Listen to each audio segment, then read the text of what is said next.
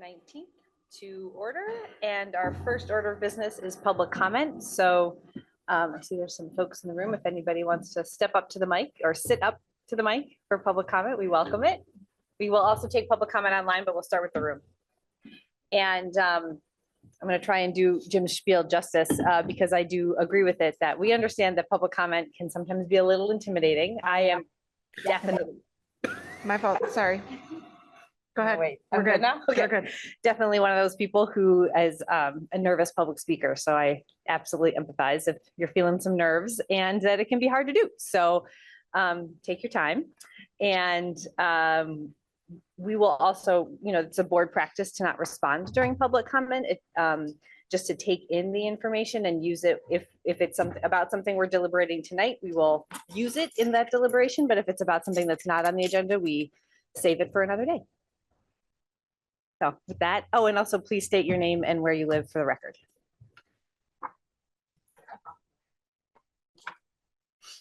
And I live on Terrace Street in Montpelier. And my public comment relates to, I think I've spoken to almost all of you about this, but phone-free schools and social media-free schools. But I first learned about it really about 6 or 7 weeks ago. And since learning about this initiative that's happening at the state level, I really wanted to see what Montpelier was doing. And so I've been doing a lot of just meeting and talking with parents and teachers, because I am not a teacher. I'm not in the schools. So I wanted to see what was happening inside the schools. And I've spoken to a few teachers at Stowe, both at the middle school, at the elementary school, that are Montpelier residents, but they teach in Stowe at Lamoille Supervisory Union. And then also some teachers at Harwood Union. And I have heard nothing but positive feedback. So what I'm really interested in, and I'm trying to find a person that can tell me maybe some problems of having a phone-free school. So I encourage everybody to reach out to your fellow teachers. I think it's a really good thing, especially at the high school level, which it's already, Jason is here and doing a fantastic job already tackling that. But our middle school, I think it's important to have a unified front, even though the elementary school, it's really not a huge issue. I walk kids to school in the morning and I have my little second grade buddy, Rowan, and I just asked her, do any of your buddies have smartwatches? And she said, yeah, I have a friend who does, and she keeps it in her desk and she knows to turn the noise off because she got caught once. And so I was like, oh, it happens at all levels. So a board meeting. I know. It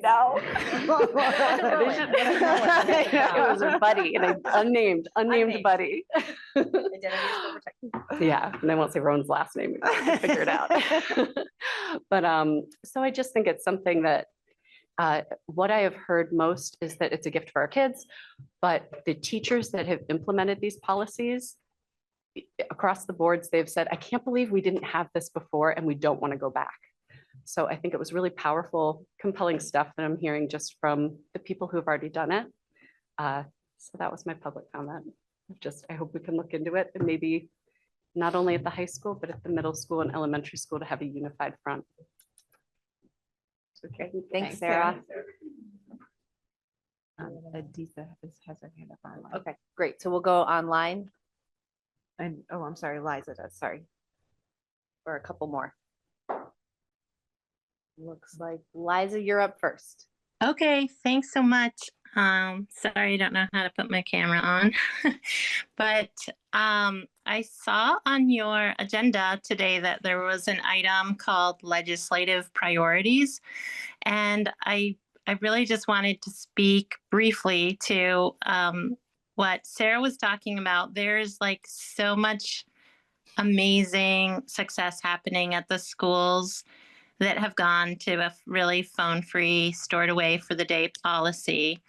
And we just want to get, and as we want to get all the schools in Vermont having that success and all the teachers experiencing a renewed joy of teaching as soon as possible. And there's a great bill in the state legislature, the phone-free and social media free school bill, H54.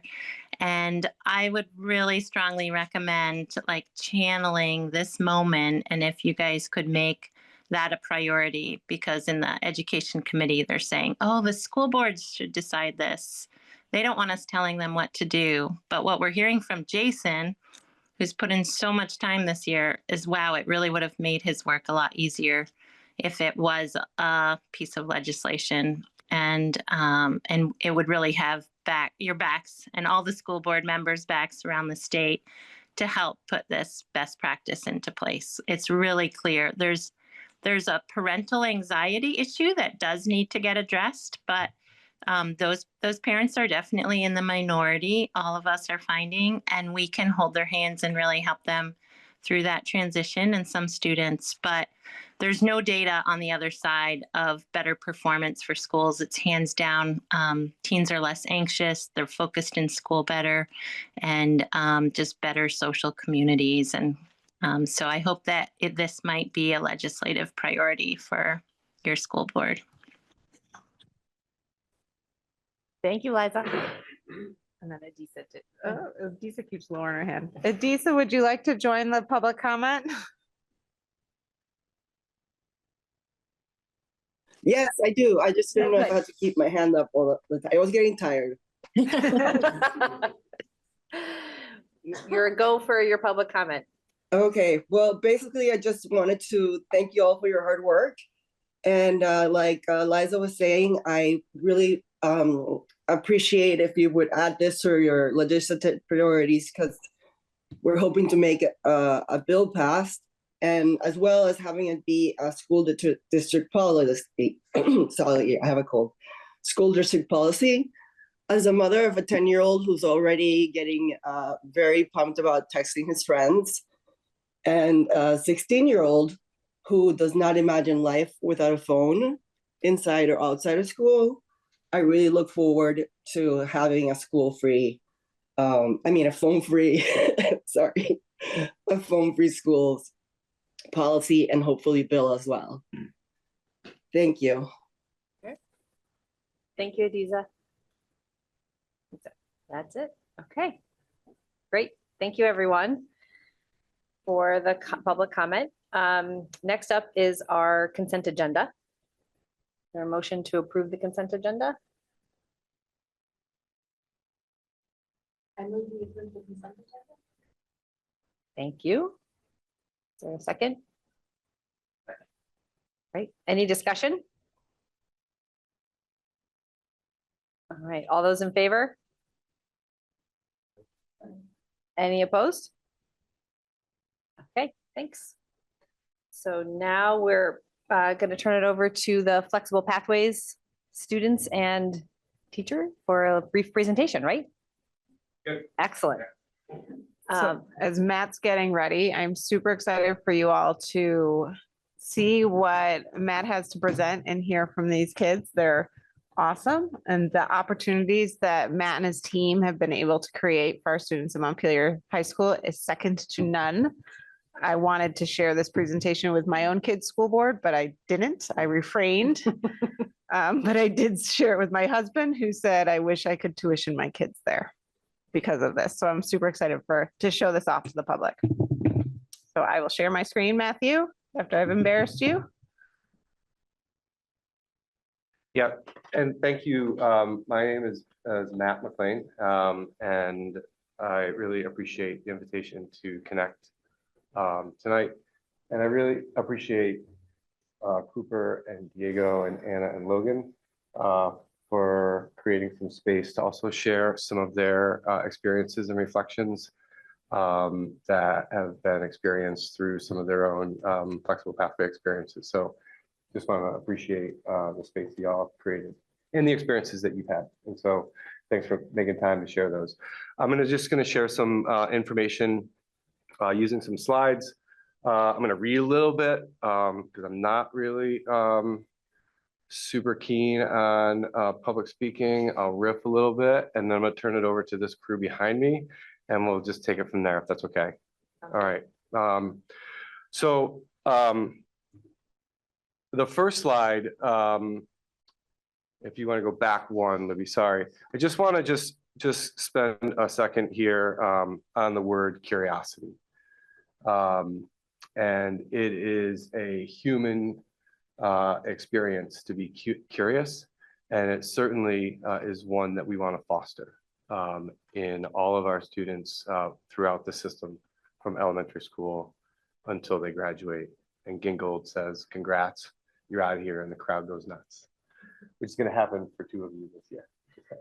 So curiosity is at the fore of lifelong learning, and so much of what flexible pathways and personalized education centers around being curious and taking steps to learn about one's curiosities.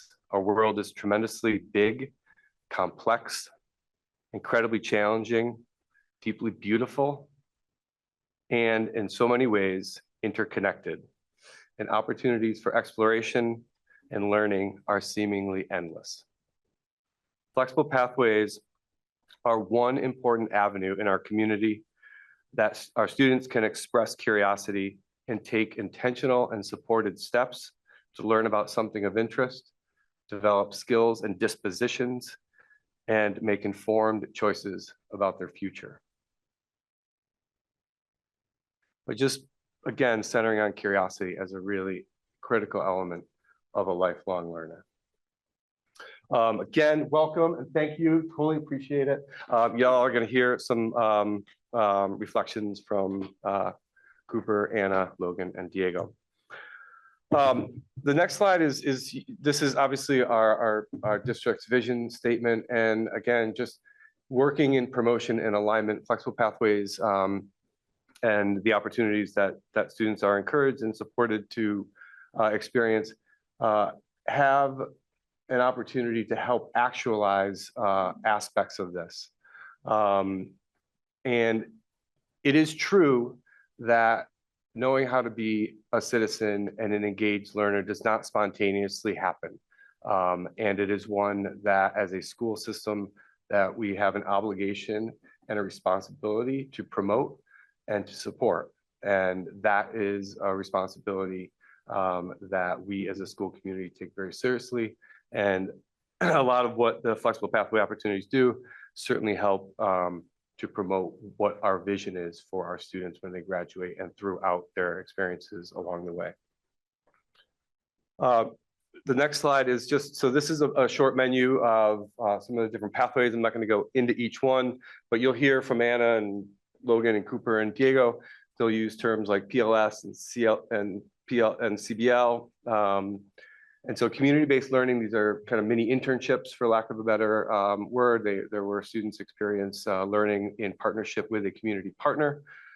Personalized learning studies are typically experienced where individual students work with a faculty advisor, designing a topic of study, and then journeying forward during the semester, creating experiences that are really targeted toward that personalized and custom topic of interest. Online learning, we're currently partnering with VTVLC and BYU. We've also partnered with Virtual High School in the past, and another online partner called Edmentum. And so that's another one of our flexible both platforms and environments for learning. Dual enrollment in early college, those are agency of education promoted higher education opportunities that all students in Vermont are afforded, as well as Montpelier High School students. And those are opportunities for students to dip their toes in either a class or more immersively, as Logan will describe, in a full year of early college as a senior. Central Vermont Career Center, I know all of you are familiar with that. And we certainly have a cohort of students each year that experience that learning environment. And then I'll share a little bit about a couple of new pathways with Feast, which is the City of Montpelier Meals on Wheels program, and Heaton Woods, which is a long-term care residence in our community, and creating opportunities for students to experience those partnerships while experiencing English language arts, global citizenship, and transferable skill education in those. ELOs and career labs, we're starting to offer more and more just opportunities for students to learn about careers, inviting professionals in. We recognize that's coming in through the door.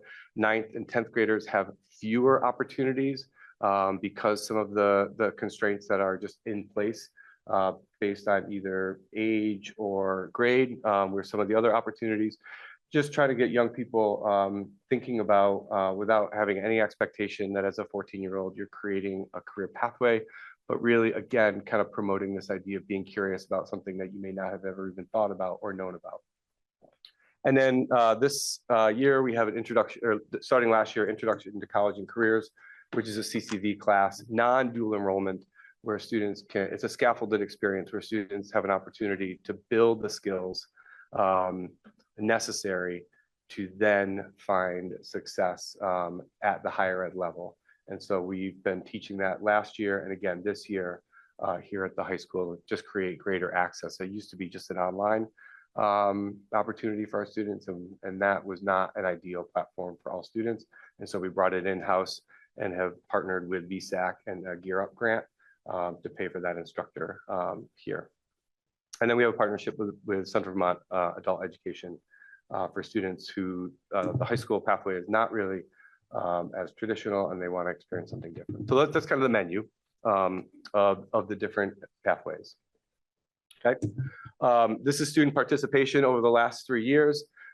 These are individual student experiences, 2000, and so that means that this doesn't necessarily represent 303 students in 2021-22. This represents 303 experiences some students may have done, and many do, have a 1, 2, sometimes 3 experiences as part of their learning year.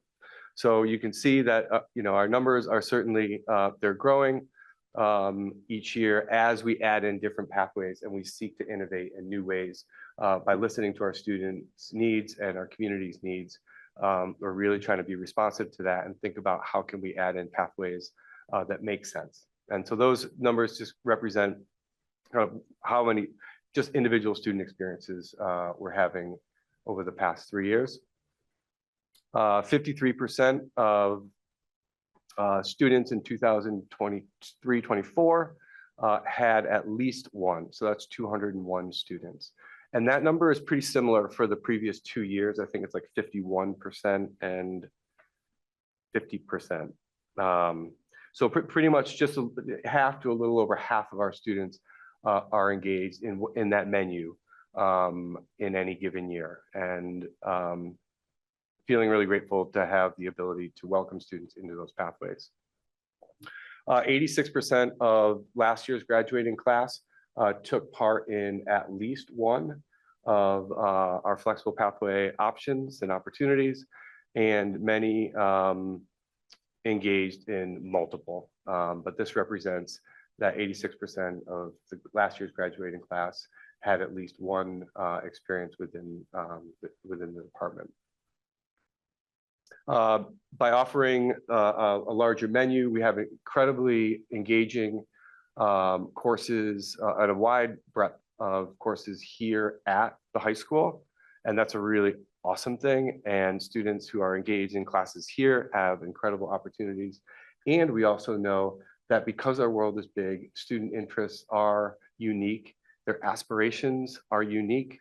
We want to create as much breadth of opportunity for them to experience. So it really blows wide open the course catalogs when we start thinking about the higher education course catalogs each semester, online learning, the Central Vermont Career Center, which offers a wide breadth of not only fast forward dual enrollment, but also just immersive, interconnected learning experiences.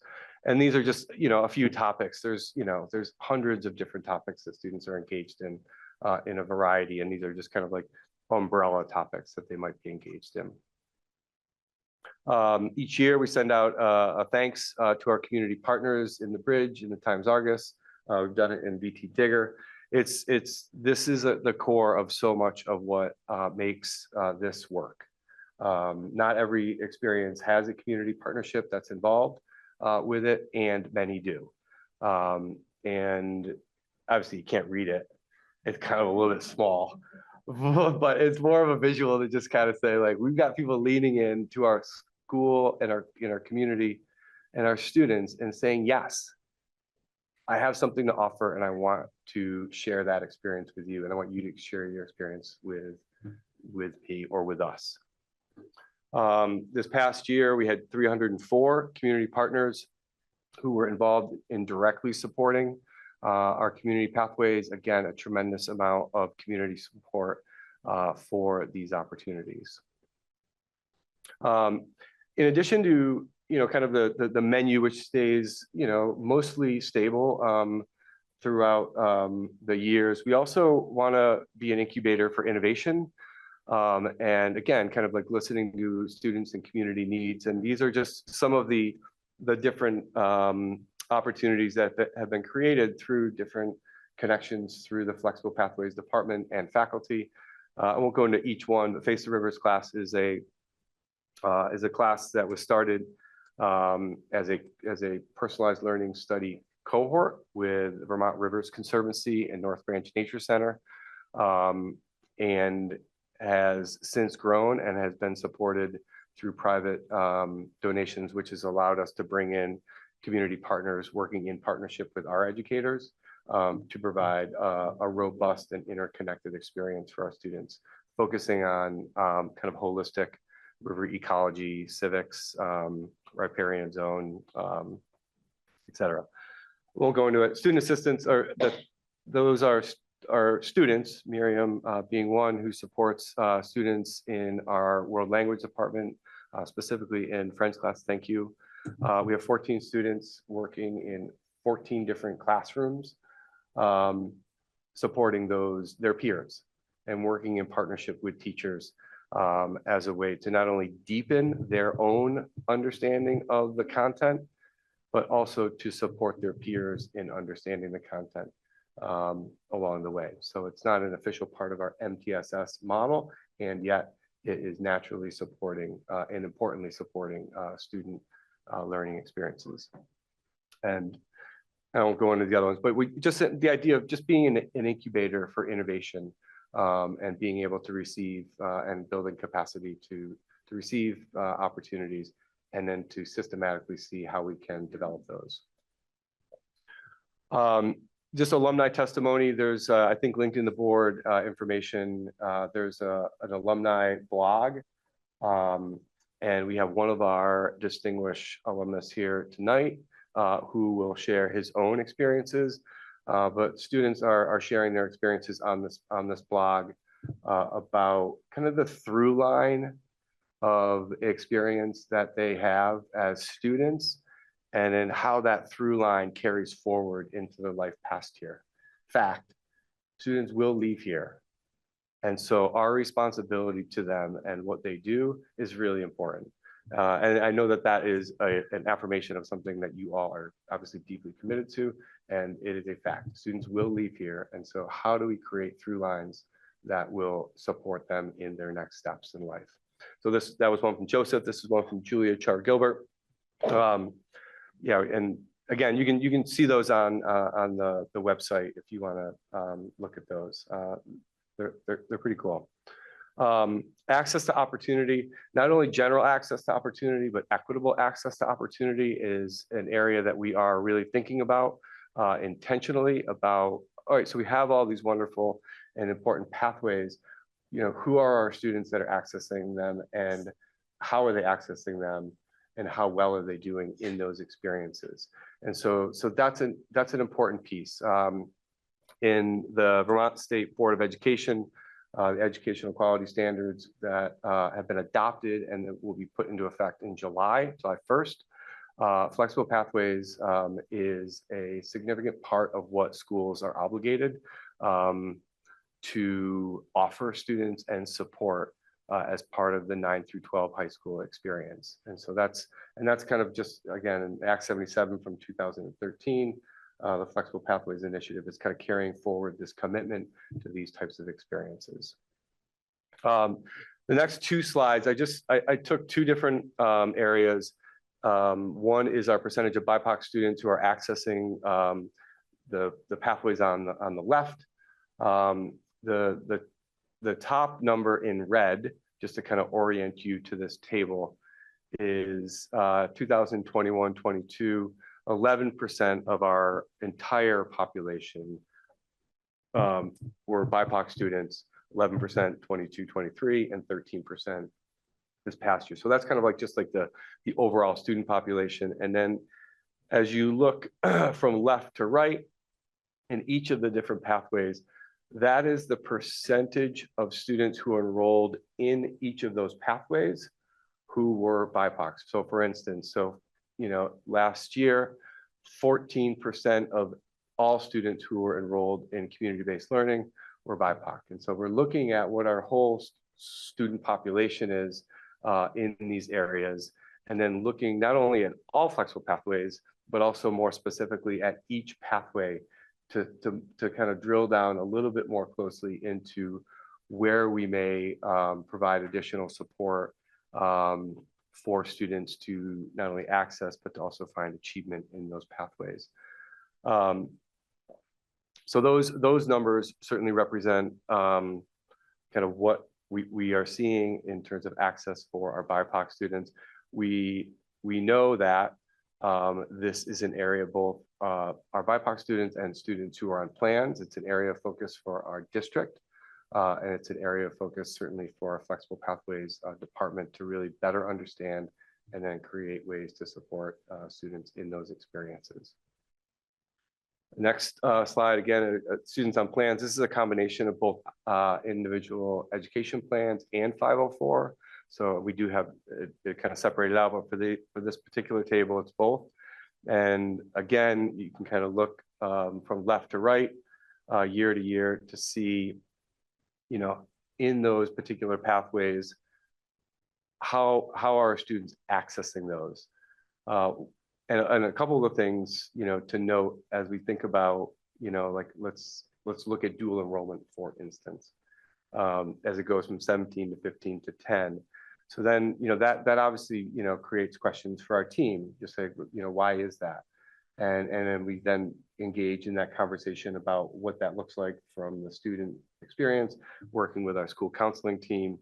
And part of it also has to do with some of the offerings that we have. But anyhow, but it creates important dialogue for us to have within our team and within our community. These two, I'm just going to share. Cooper will kind of riff a little bit on the feast experience. But these are two different pathways that have been developed over the past couple of years that are interdisciplinary. They typically are about 2 to 3 hours in length, a couple days a week, so a little bit more immersive. And they have connected curriculum, both in English language arts, global citizenship, and our LEs, learning expectations, transferable skills. And there are opportunities where small cohorts of students in a learning community, as opposed to kind of like an individual experience, and knowing that students, the importance of student connection in the learning experience. So those are just two that we've innovated, and then Cooper will share a little bit about the feast experience. The three areas that we're going to continue to focus on in terms of promoting equity within our offerings is clarity, support, and then agency. We know that not all students arrive to their learning experience with agency. And we think about aspirational development, which is not kind of often a spoken about term in schools, but aspirational development is a critical piece, and agency is so often an important part of that. How much agency do I feel for my future? How optimistic am I for my future? Do I know what I want for my future? And so really trying to keep those three areas within our team's focus is really important. And then our work ahead connected to that, and I'm going to turn it over to this crew and stop yapping. I apologize. Is our work ahead is just to continue to look at data and to analyze it. There's a human experience behind data points, and really thinking about engagement in these opportunities. Partnerships are key. Without so many of these partnerships, Our students do not have the opportunities in so many of these different ways. And just as a quick side note, and we often talk about students when they have these opportunities, they are the steward of their own experience, and they're the steward of the experience that a sixth grader may want to have 4 years later with the same person. And so thinking about themselves, not only in their own experience, but also in the shoes of a sixth grader who wants that same experience. And so they become then stewards, not only of their own experience, but also, casting forward for those who will then come after them. We're always looking to seek and create new opportunities and pathways, and just revising our processes and procedures. What's working? What's not working? Is it clear? Is it not clear? And those they may seem like, well, duh, of course you should be doing that. And yes, that is the work that we're committed to. And there's lots of room for improvement in all of these areas, but that's our focus. And then we always want to support and retain our colleagues that are working with students and our community partners. So that's just a little bit. I apologize for yammering, but that's a little bit about kind of where we are currently, a little bit about the past couple of years. And I'd love to turn it over to Anna and Cooper, Logan, and Diego, and then if y'all are okay with it, then we can kind of receive any curiosities that you may have after that. Is that cool? Okay, all right. So I think we're gonna queue up Cooper, and then we go Anna, Diego, and Logan. Is that cool? All right. Welcome, Cooper Bernardini. What? What's that? Yeah. Sure. Yeah. Good. Okay. You want Anna to go first? Sure. Yeah. Good.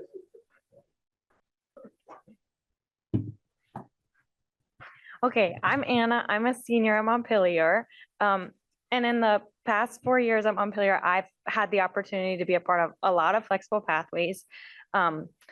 So I've done 4 PLSs in technical theater because I'm one of the stage managers for the MHS's theater program. And starting last year, I started doing a PLS, which meant that I got credit for all the work that I was doing. This year I did a CBL at the Montpelier Performing Arts Hub in business and marketing and what that means for performing arts. I've done 2 PLSs in music theory through piano, and I have been the teacher assistant for Latin 1 for the past 2 years, which means I basically I go to every class and I help teach the freshmen. And then I also took a PLS in Latin, which led me to take the National Latin exam last year, and I got to go deeper into that. And then this year I took a dual enrollment anatomy and physiology class. It was really helpful for me to be a part of, or be in these flexible pathways, because there was time built into my school day, like a block, where I could experience the flexible pathways and the different things that I was interested in a way that was broader than the classroom. Like my Latin class, I had taken Latin and I still take Latin in the classroom, but through my PLS, I was able to go further at a level that I wanted to go at and the pace that I wanted to go at. And me and my Latin teacher got to do that in the time that I had for that.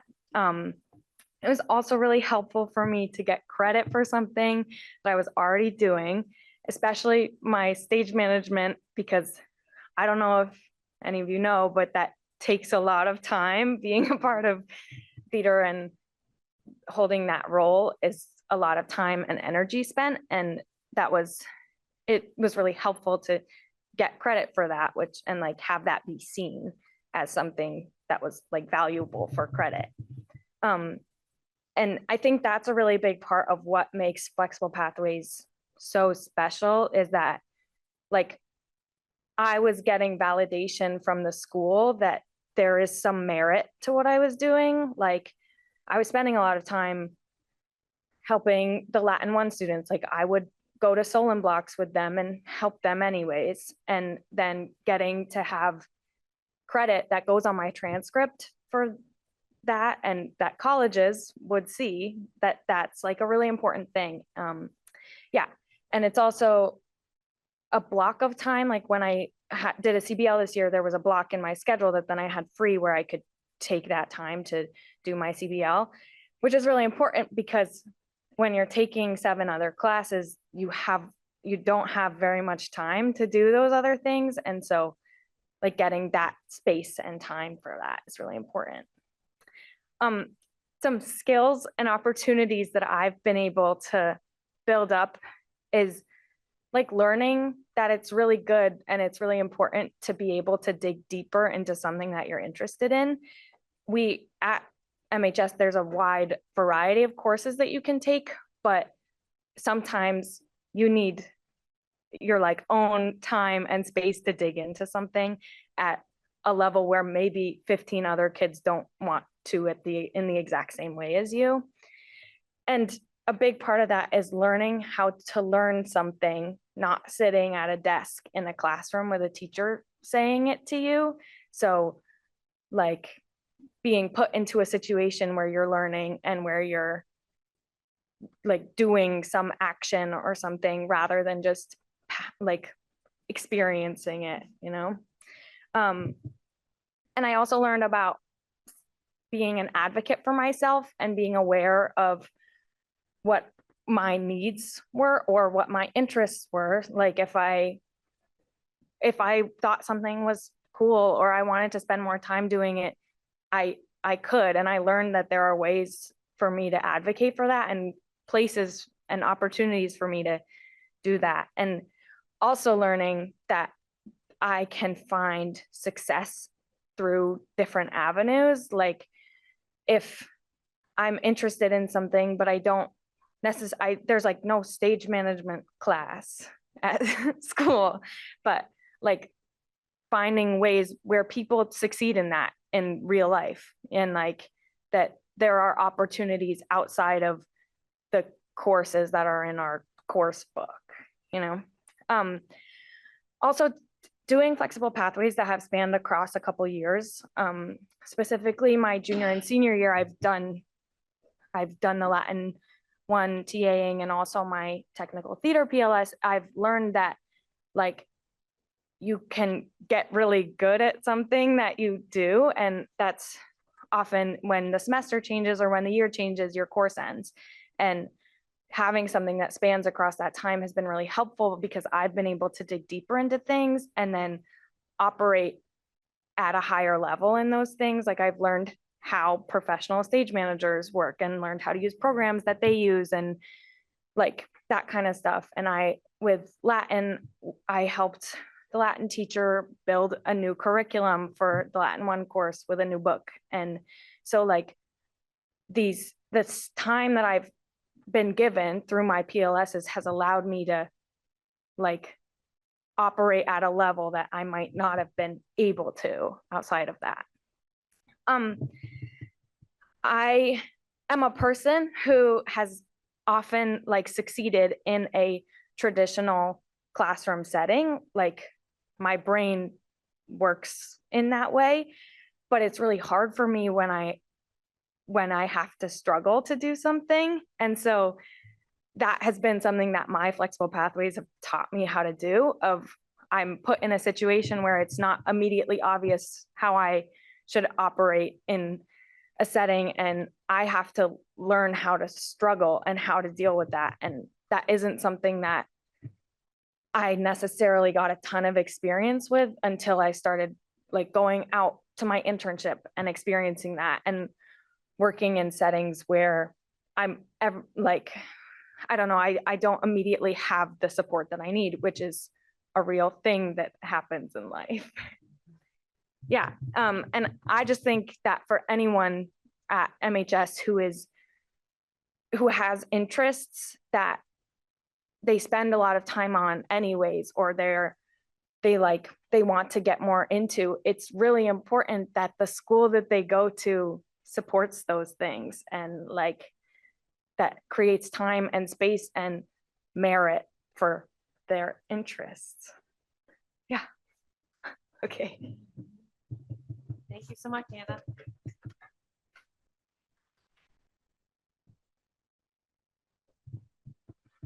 Hi, my name's Cooper Brunini. I'm in sophomore year at the moment. I'm attending the culinary arts program at CVCC currently. Uh, I think I'd probably start off with how school is going for me before I did my CVL. I did Feast, which they make food for Meals on Wheels, which if you guys don't know what Meals on Wheels is, they bring food to elderly folks who can't cook for themselves or go to the grocery store anymore because whatever various reasons they have. Uh, anyways, to start, uh, I barely ever came into school on time. My grades were horrible. I was failing classes left and right. And then I found out about Feast through a friend in a class and somehow got my way into there for the next year. And I do it every day for 2 hours from 9 to 11 o'clock. And then I'd come back and attend my last two blocks of the day. And through that, my grades went up a lot, surprisingly. And I've learned just how little I learned from sitting down and listening to a teacher talk all day long, and how much better I learned moving around, doing it every day. Like I would be prepping food for them every day to help them cook. I got a lot better at using a knife to cut stuff, measuring stuff. I've learned like equivalents to ounces and cups and all the fun stuff that comes with culinary. I've learned a lot more about cooking techniques through Feast. I learned a little bit of history.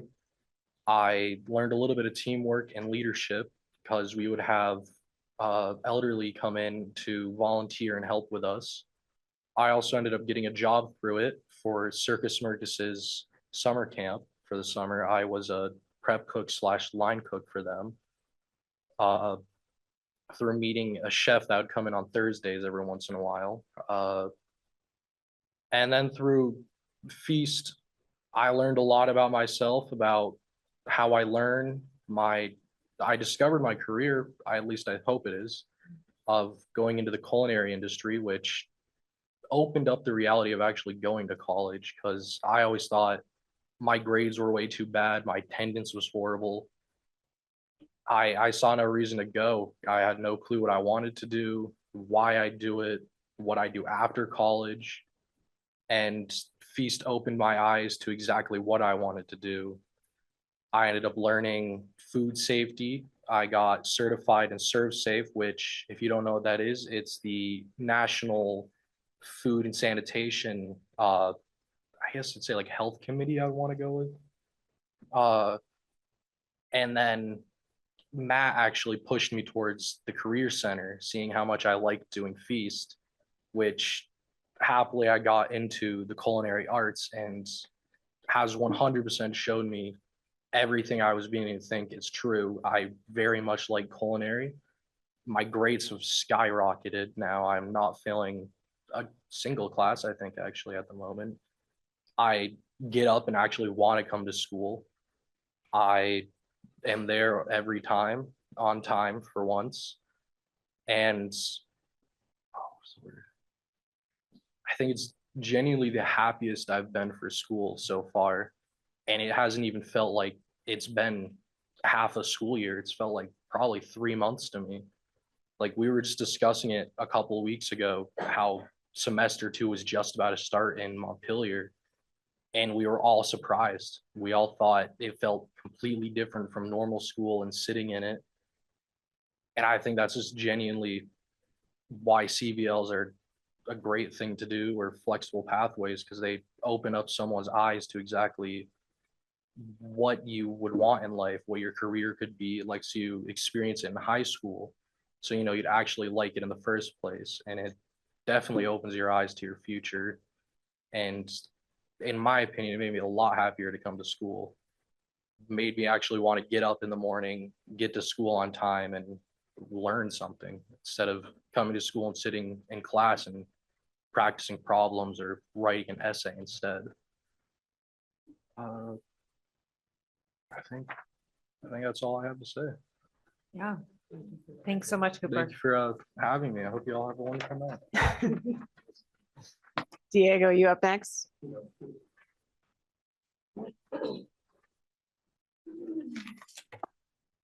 Good to see you, my friend. So,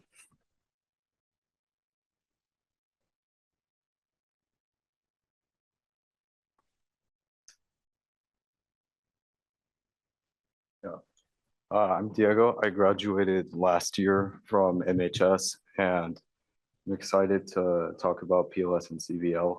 I think Anna really talked a lot about the points that I also experienced while doing this.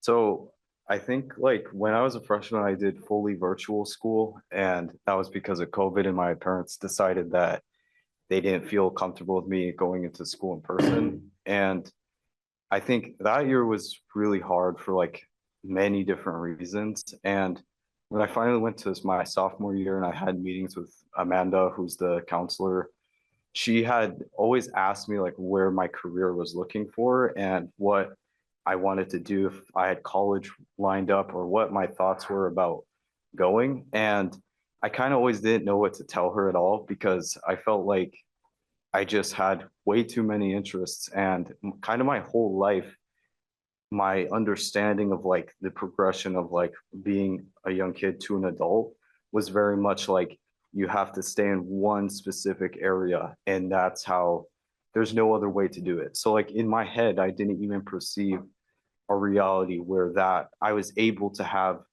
an interest in all these different things because throughout pretty much my whole life, I just have a random interest. Like at one time when I was younger, it was like art and I was like drawing endlessly all the time. And then it switches up 3 months later to like culinary and something completely random.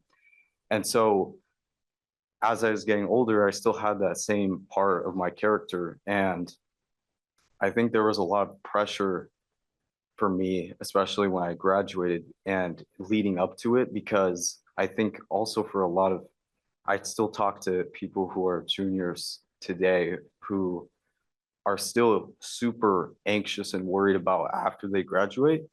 And they just don't, they feel so boxed in, like they have to rush and make a decision. And a huge part of my PLS experiences was actually getting to talk to different people who were already in areas that I was interested in, how they were, how their life story to where they were at right now, how they actually arrived to that point. And what I noticed, because I talked to so many people and just even outside of the PLS programs, was that pretty much every adult told me that they're still trying to figure out like certain things and they're still bouncing around different things and how they also didn't feel like they went and did this thing and they went over here and studied this and then they failed at this one business and then they had the inspiration to travel here and then just very much non-linear. And so that was really beneficial for me. And so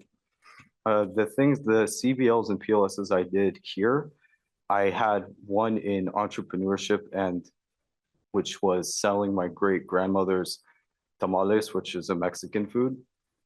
I did 2 history PLSs, one about the history of Cuba and the culture in Cuba and how Cuba had left impacts on more than just their own history, but the world. I did political rhetorical speaking, where I analyzed how political speakers used rhetorical language in different ways in speeches and how they used rhetoric in order to influence people in a certain way. So I looked at Obama, I looked at dictators, I looked at Hitler's speeches, I looked at just how different politicians and people in history used rhetoric to influence people. I did my sophomore year, I was interested in personal training for fitness, and I interned Mackie Shushuk at Norwich University, and I got to see how she was training college students and some of her philosophy around nutrition and so on. And I was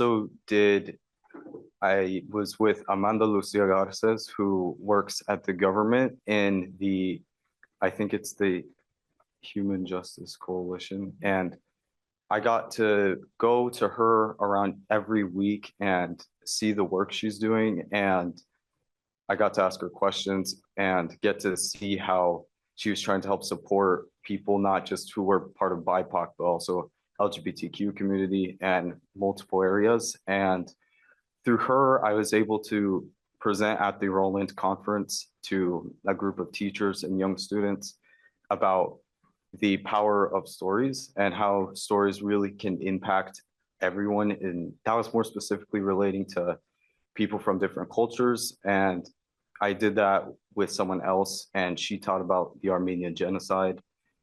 And also with Amanda, I had worked on bullying and harassment in schools, and I was able to contribute there. And the reason why I was drawn to that was really because through my elementary school years and middle school, very much I was always bullied all the time. So I had a lot of like voice there where I could speak and kind of resonate more with the people being affected by that.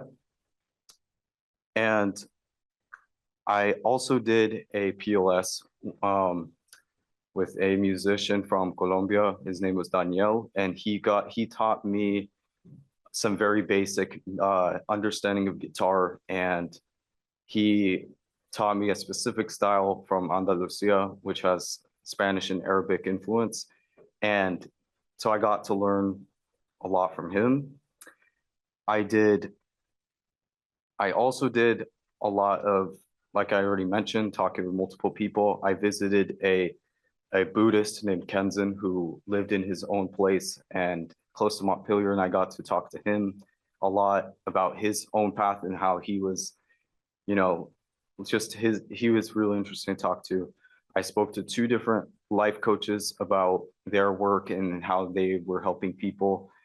I also visited Ananda, who has Ananda Gardens, and I interviewed her about how she got her small farm up and a little bit more about health and nutrition.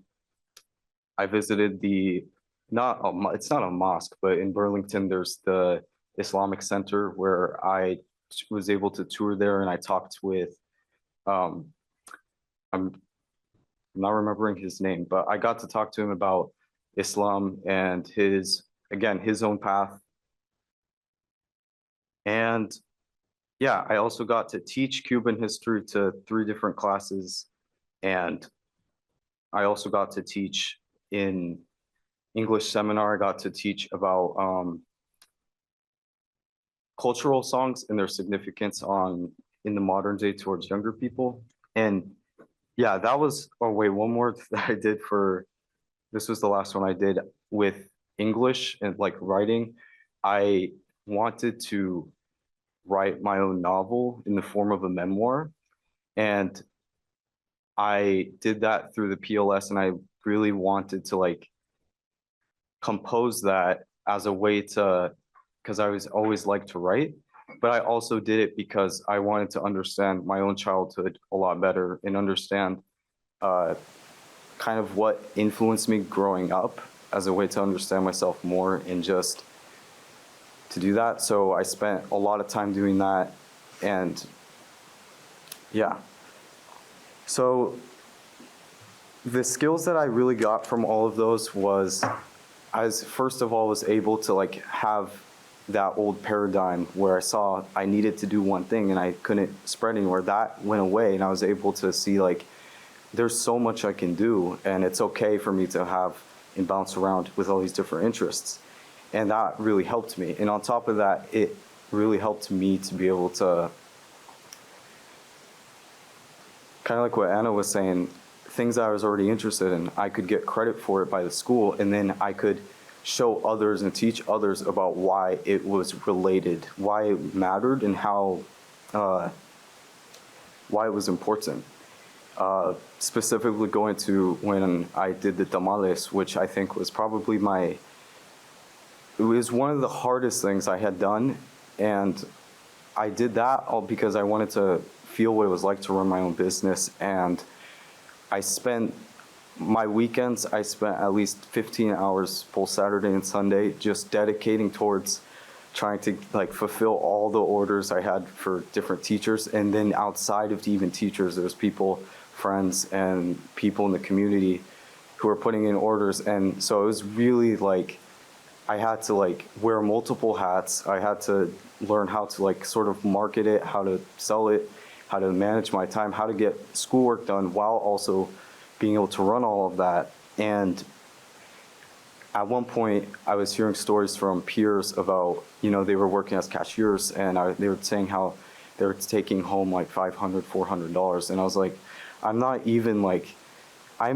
even taking any of that for myself, and I'm putting so much more. They're working way less than me, and so there's a little bit of that, but like the amount of skills I got from doing that, I just completely, it was sometimes really stressful, but I just enjoyed it so much because I felt like I was learning in a way that I just didn't think I was going to be able to. And that specific opportunity was able to get me to events outside of the school, and just all the skills in communication and getting to meet different people, finding people who were my friends to hire them as employees and paying them and trying to get them to help me out. And I had a couple of close calls, like I locked myself out of the car one night when it was raining after an event, and I had to break in the car with a stick and get myself out. I locked myself out of school one day with a burner on, and I had to figure that out really fast because there was that, but all those really helped me. And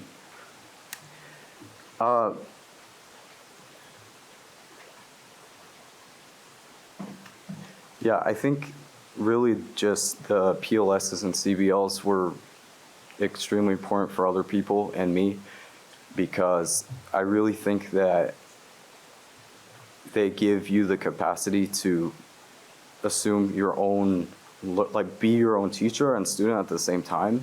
And how this is carried out after high school with all of the skills and stuff that I had did with all these PLSs and CBLs, I very much still guide myself the same way as if I was doing this here. So I'm doing the same thing where I'm getting to meet adults and different people and work in different places who just continue to add to my already what skills I have. And I think the transition from actually going in the school and being like an adult and actually like having to guide myself, because now I don't have anyone who's telling me where to go or where to lead myself. A lot of those things that I did in school already had made that transition way more smoother. And because of that, I got to feel less anxiety about graduating and had more clarity, even though I wasn't completely sure about where things were going to go. And I think it's just really important for upcoming younger kids who also probably feel the same pressure about graduating to be able to know that they can find things that the things they really enjoy, they can find a place for it. And yeah, similar to what Anna said. And yeah, even I've told my brother too the same thing, that when you get to the high school, because he's nervous and he'll be going this year, I told him just, do PLS and CBL, just do as many as you can, and with things you're interested in, because I think that's where you're going to find it, is whatever interests you.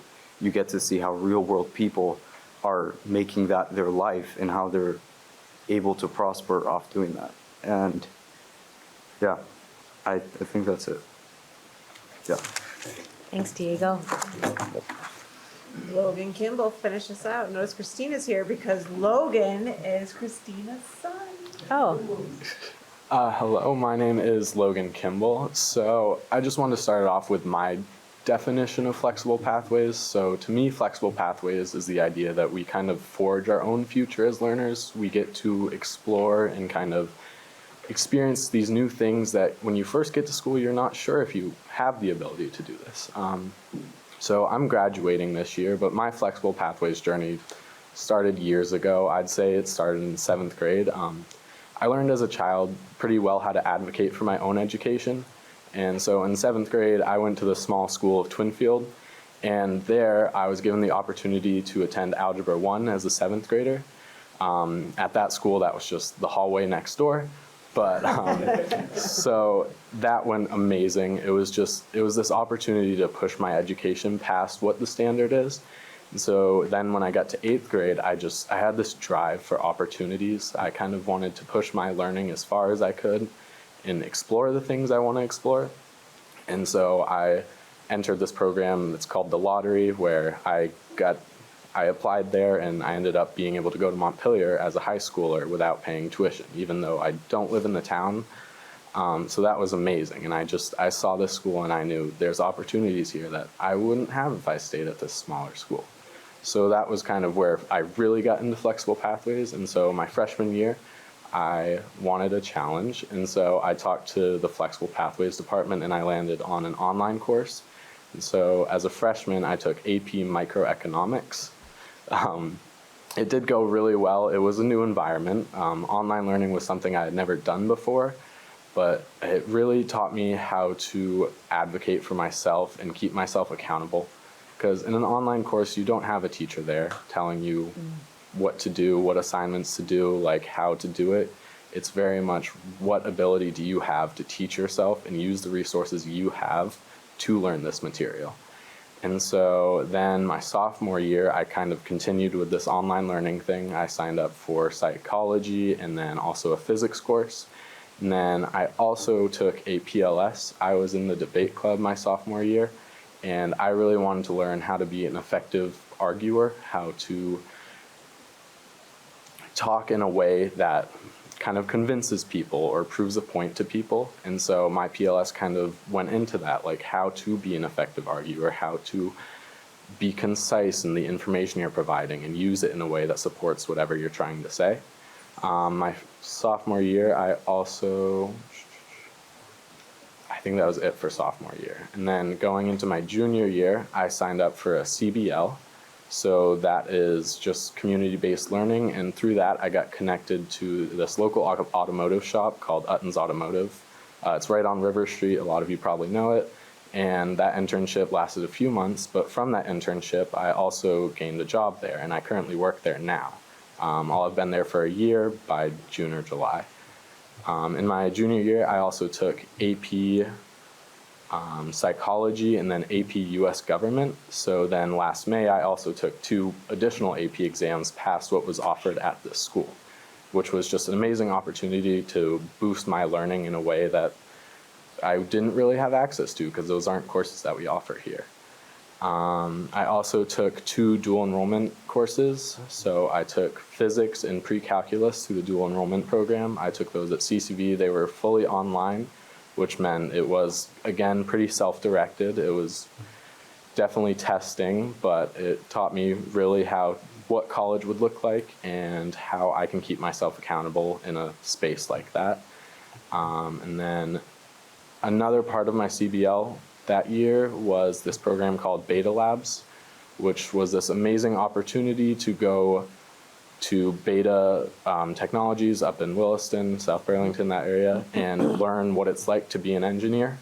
We got to observe kind of what their space looks like what a maker space is, how engineering businesses can promote innovation and discovery with each other. And then we also, as a part of that, the group of kids that I was a part of, we learned how to design, how to 3D print, how to use laser technology. It was a really big jump into engineering. This is what a job could look like if I pursue this as a future, which was just so cool to see. And it really set it in my mind that this is what I want to do. I want to work on random designs and prototypes, and I kind of want to fail sometimes just so I can learn how to be successful and how to work with others.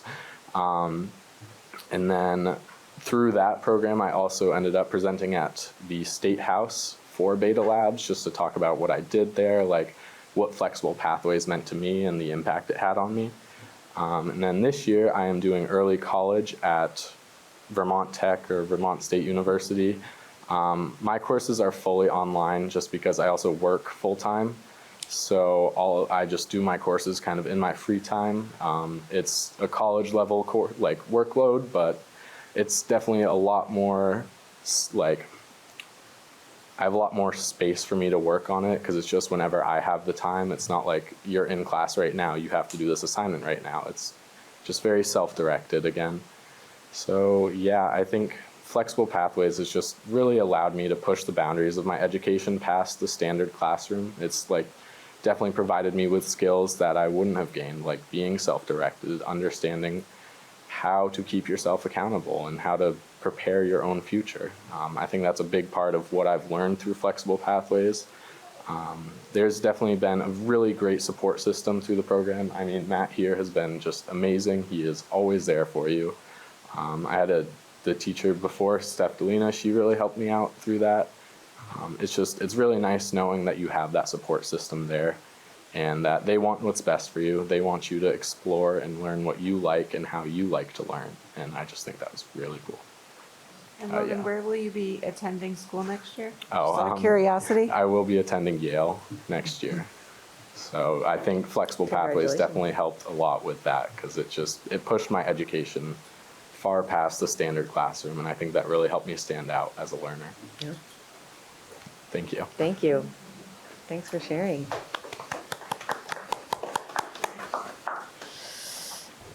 I just want to appreciate Anna, Diego, Logan, and Cooper, for creating the time to share their experiences. And thank you for welcoming us into this space to share, and for the work that you're doing to support our community, which is hearing support experiences of our students. So thank you. Certainly open for questions. I know we've got a long agenda and we want to recognize and honor that, but want to also create space for curiosity if you have questions. I first want to just say thank you so much for sharing your rich experiences and also your vulnerabilities in your stories with us. I, very much appreciate you all being here to share what flexible pathways means to you in all those ways. So I just want to start by saying thanks. I have a couple questions, but I wanted to first say thank you. No, go ahead, Amani. Okay. I also wanted to say thank you to Matt. I also experiment with flexible pathways, and it is so helpful because you get to go way beyond what's here at MHS. And I think that as a senior, I hope that people continue to experiment with it and there are more opportunities because it is really eye-opening, and I think it's really helpful for anyone who's choosing to go to college because it really you to what outside of high school can look like. So thank you, Matt. Yeah.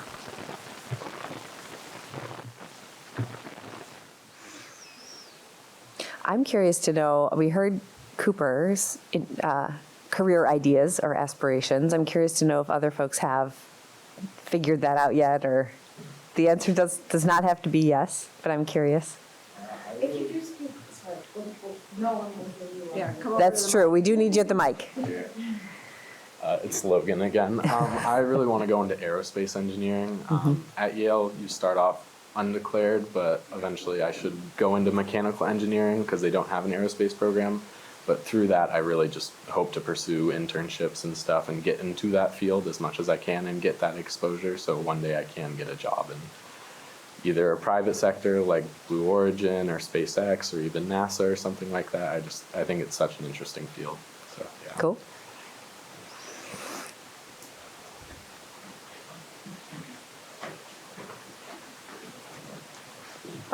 I am not 100% sure yet or anything. I am going to VM next year. I am thinking, thank you. Yeah, I think. scholarship? That's a big deal. Thank you. I have am now leaning towards more marketing and business type of thing, more like that. For a long time, I was like, I'm gonna do something in science, and I thought that was true. And then I saw that it was okay, and I could to do other things that I thought was fun, Yeah. And I have gotten I am doing a summer camp this summer, and last summer I was the stage manager at Lost Nation Theater, so I've gotten to be a part of professional productions and stuff like that already, which is cool. That's very cool. Yeah.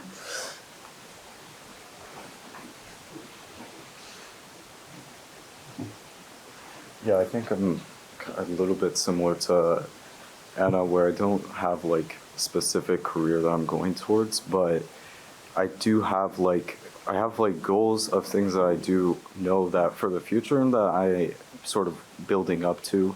So for me, I think a huge part, since I was a kid, I wanted to be like a dad. So there's thinking about that.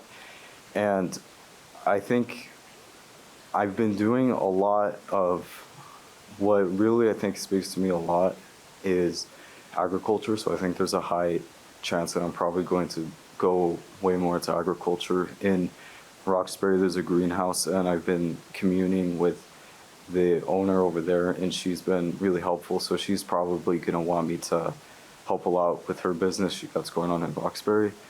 But yeah, I think I'm just still really just exploring different things I'm interested in, and just not holding the expectation that I just need to hold myself down to one specific thing. And yeah. Great. I'm trying to recruit Diego into education, but he hasn't caught on just yet. My other question is for the things that are like the personal learning plans, and the maybe less institutionally structured parts, how do students demonstrate their learning in order to have that translated to credit? That maybe is a question for Matt. Yeah. In terms of the personalized learning plans? Yeah. Yeah, we are in a good space of transition to more formally implementing our personalized learning plans. They, personalized learning plans are in place, and students are experiencing their own personalized pathways. And as you've heard from different students, there is credit that is associated with those plans.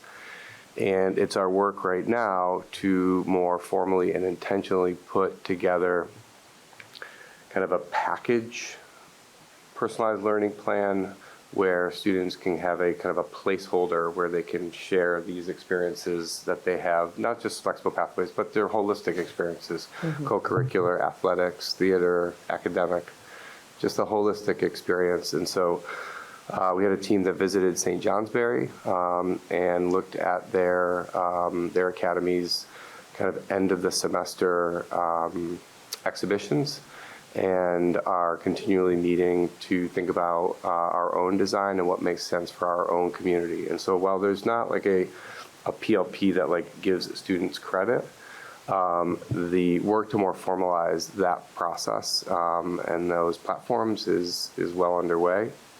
And adjacent to that, and as an important through line, are really ensuring that we're offering students opportunities that are personalized, and where they are working with faculty. We are including caregivers and families and community members in those processes. And so what's a long way to say is we're working toward a more formalized system within our PLPs. Cool. Yeah. Thanks. And my last question is the cost of online learning or the AP classes or things like that. Is that in our budget, or are families expected to pay for those things? Oh, no. That's in our Anything budget. through Matt's programming is through our budget. Okay. Mine this year through BYU, and I didn't have to pay for anything, and it was amazing because it's not a class that we have here. Yeah, that's cool. That's very cool. Yeah, great. I won't even try to say how impressed I am by all of you. I'm so stoked, honestly, especially because I have a kid here at MRSB.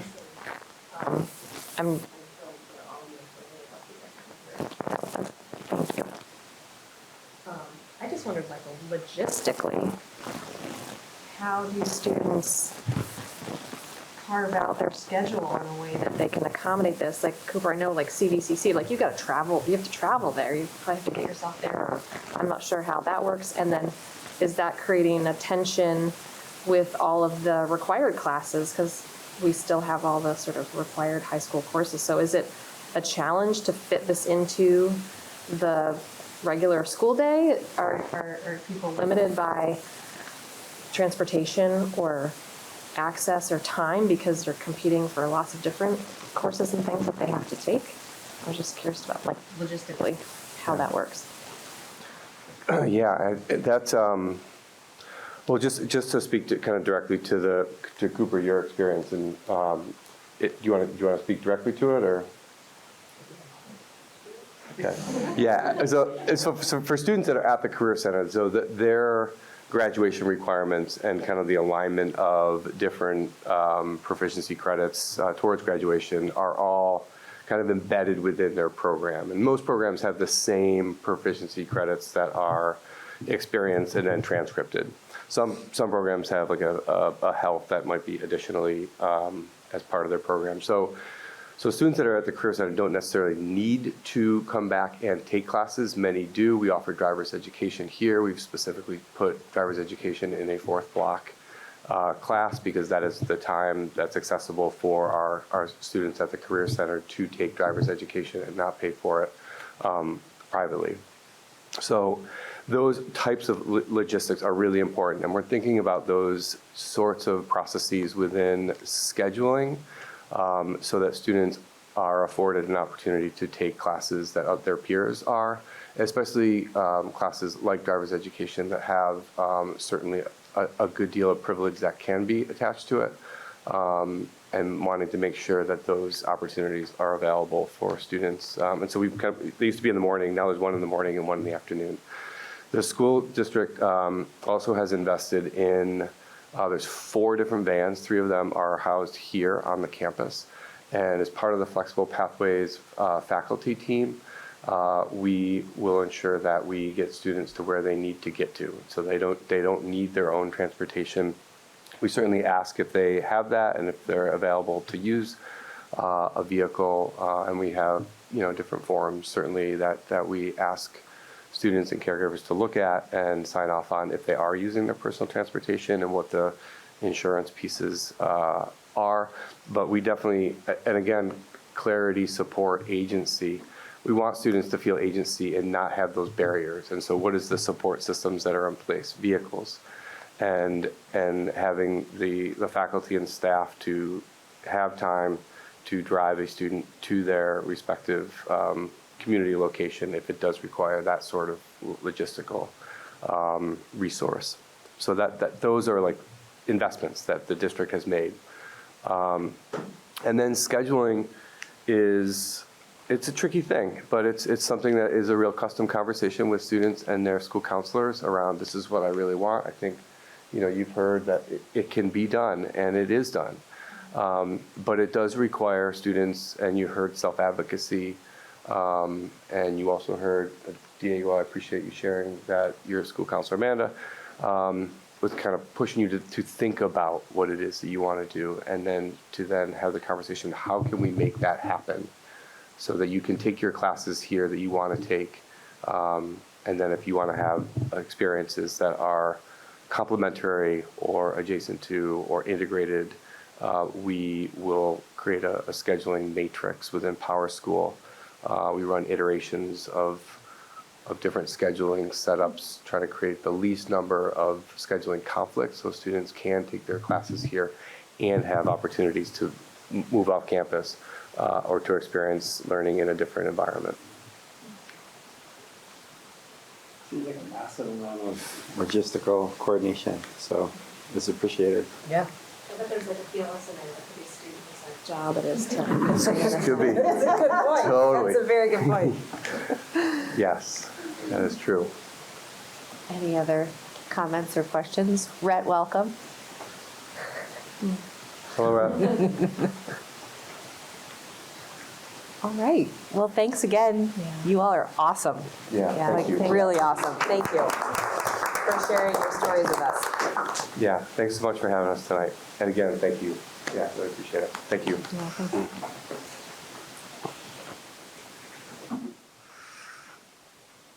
All right, next up, we've got the second quarter report from the Finance Committee and Christina.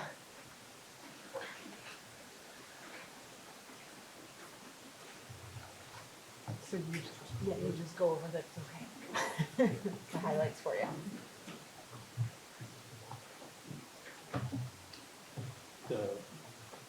The Finance Committee met this afternoon to hear the second quarter fiscal 25 budget report. And the takeaway is that everything's on track and no major surprises.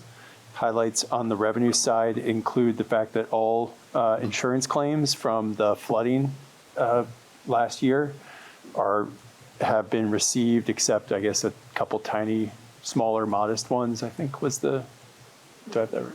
Through FEMA, yeah. We do have extra revenues coming in this year from students who are tuitioning. We budgeted $10,000 for that, but we are expecting to get $152,000 more than we had budgeted because we have 9 students tuitioning here. And we've received a substantial amount of ESSER 1 funds this year. Those are dollar for dollar reimbursements for some projects. On the expenditure side, we have 1 special ed position open. I think it was highlighted that our transportation expenditures look low, but they are on track because it's just, as I understand, a factor of how we pay, and we have made 1 of 3 payments, so a third has been paid for. But so that's all on track. One thing that did strike us was that the capital fund, we've already spent on the roof all of the capital fund except for $4,000. So that's where that fund sits. And then Christina reminded us that we have one of our bonds that is scheduled to roll off in FY30. So nothing imminent on that front, but just a reminder that she put out there. Roll off meaning we'll be finished with it? We'll be finished paying for it, yeah. So we had a good discussion about it. There was happy that everything seems to be going on track, and very grateful for the really strong stewardship of the district's fisc from Christina and Libby. So I would move approval. Is that the action? Approval of the second quarter fiscal 25 budget report. Second. Great. Is there any discussion or questions from other board members?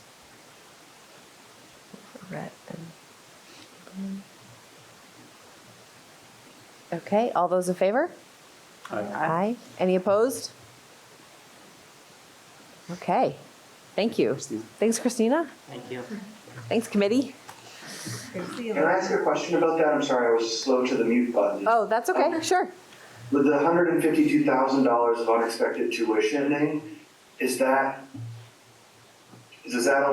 those folks come in as freshmen, or is it across the grades, or is it only in high school? Is it also in the middle school? And does that allow us to predict, to have a sense of what it might look like in the future, or? That's from private tuition, and so a kid can pay, or a parent rather, can pay private tuition to any one of our buildings. And so I believe we have tuition paying kids across the buildings. I think there's 1 in the elementary school. And then the rest are either in middle or high school. The majority are in high school. But it's hard to predict because the parent could decide not to pay it the next year, right? Right, yeah. Yeah, thank you. I think we are budgeting more for next year, though, given the fact that I think 2 of those individuals are seniors, so we know would not be in. But I think, Christina, we're budgeting for more for 7 next year. So, yeah, I think we are expecting to see some of that revenue continue. Can they be, can we request that any of those families talk about how great experience they're having? Recruit. I'm just going to play the video from the kids tonight. Honestly, let's get that on the website. I'm going to tell Logan to testify. That's true.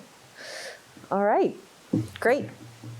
Thank you. We'll move on to the discussion of legislative priorities.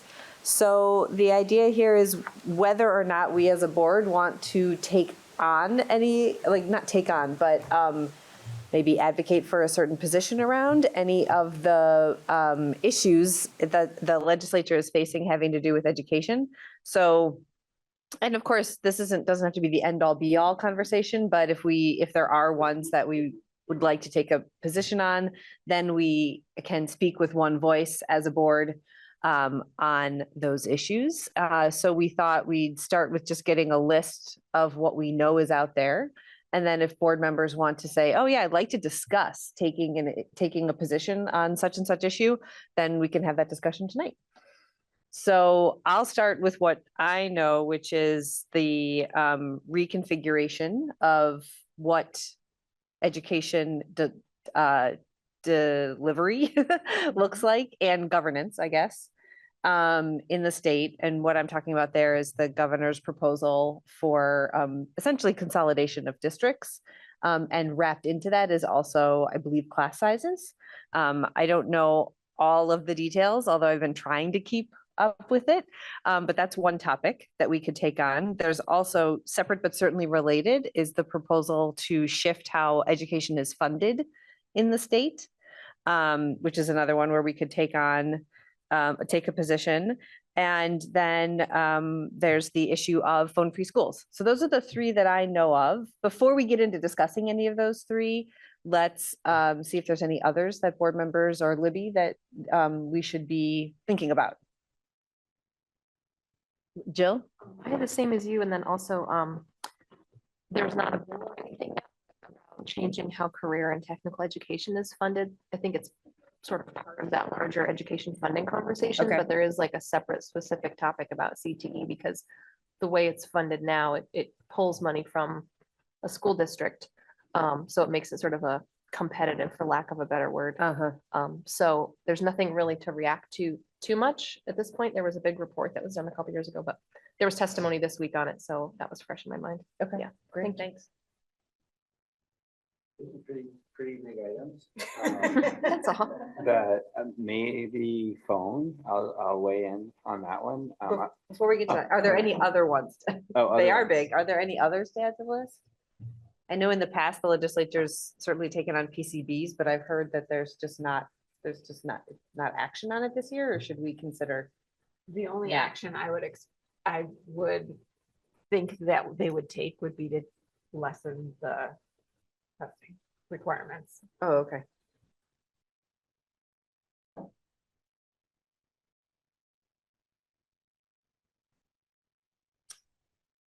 All right. Jake is suggesting we move a discussion to phone-free schools. I'm not so sure it's on the agenda, but so on phone-free schools, personally, I support the phone-free part of that bill. And I hope that the legislature acts on it now, so that it's in place for us for next year. Jason, we've had a committee going, right, to study how far along is that committee in They're there? very far along. Yeah, you can get updates if you go on his caregiver council agenda. That's where the most details are. But Jason worked with a group of students. I saw Amani nodding her head when he said that. So worked with a group of students, and I know that he's surveyed students. He's talked to them a lot. He's surveyed parents. He's talked to lots of caregivers. His caregiver council has taken it on. He's talked to teachers quite a bit. He's done a beautiful process here. And I believe, I don't want to talk for Jason, but I believe the direction that process is taking them is to become a phone-free school. And right now they're working to systematize what would that look like. There's some challenges that we want to make sure that we address, but he's done a really thoughtful process here. And I think because he's done that thoughtful process, that it will be more successful in the long run. I met with the middle school caregiver council today with Julie about this topic, and they quite rightly were talking about, well, we should be doing this as a district perspective, not just as a high school perspective. So I know Julie and Jason are going to be talking to find out what, and their caregiver councils are going to connect to, which is just so awesome of that structure that we've put in place the last couple of years. I think that they are looking for a board policy I do go back to saying, wait to the legislature in order to make a policy first, because you don't want to have to make a policy and then remake a policy. Yeah. And if the process is well and on its way, then we can do a procedure without a policy in place. Would be my perspective. I think parents would disagree with me on that though, or some parents would disagree with me on that. So just, that would be just my perspective, just based on legislative intent that I believe is coming down the pike. And the conversation tonight is whether or not we would want to weigh in at the legislature to say, we think this should be statewide, or we think, yeah. Yeah, Tim. I think it should be. And I'd love to weigh in if that was something that the board generally agreed on. I don't know that I have enough to, get into the nitty gritty on it, but from a big picture directional, I think the sooner this school and schools across the state are phone free, I think the better. So strongly supportive. I'm not on the timing didn't work for me, but I'm really mixed on it. As a senior, it doesn't really matter. So that's part of it. But also for me, I feel very strongly that when you're in a class, your phone should not be anywhere, should not be a distraction, period. I think some teachers have a really good way of orchestrating the phone tree, which, let's be honest, no one does that anymore. And it's unfortunate because that was a good policy that I think, if enforced, does the work and would make it so a phone-free school is not necessary.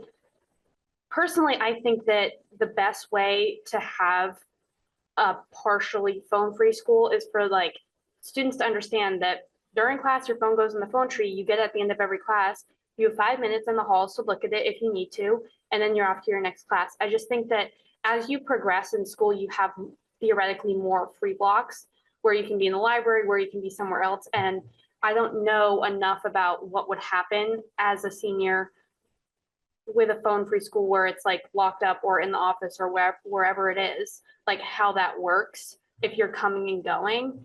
And I think that in an ideal world, students want access to their phones for some part of the day, but also they should understand that they're at their best when they don't have it on them. And as someone who has a smartwatch, has a MacBook, I don't need my phone because I get notifications anyway, but I also am engaged in my classes. And when I don't have a class and I have certain work blocks, I use it that way.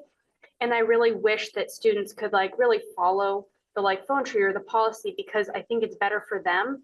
And I think that if they were following that, and then in the end, the legislature passed this, policy, and all people, all students had to have their phone locked up, it wouldn't be such a shock to them, and there'd be a more gradual transition. I've seen the data, and I genuinely I agree with it. I think that it is better for mental health, but I also think that people do need a break sometimes from social interaction or from being in the class, and they want that time to check their messages. And I think that it can be hard if you don't have a group of friends who you see in the halls, or you don't have the same lunch, and that's your way of communicating. And that can be really hard if you don't have a phone and you're just you're alone, and your phone is your way to look like you're doing something, or to watch your show or whatever. As a true introvert, I understand that. And I think then the other piece that I really understand is we have enough students at this school who don't speak English very well. And whether or not they use their phone for translating, or they don't really have a big friend group because of a language barrier, that is really helpful for them. And I think that those students still are expected to put their phone in the phone tree, but they're able to translate, they're able to communicate with people who don't speak their language the same way. And without a phone, that is a harder thing to do. So I'm mixed, but I also don't get a vote. So No, thank you. We really appreciate hearing that. In high school, bring their laptops to class and take notes on them. It depends. Everyone gets a school issued Chromebook. But if you have your own computer, certain teachers allow that. It's really class by class. Could you But hop on Facebook and check out Facebook? I could. I don't use Instagram or Kids don't use Facebook anymore. I was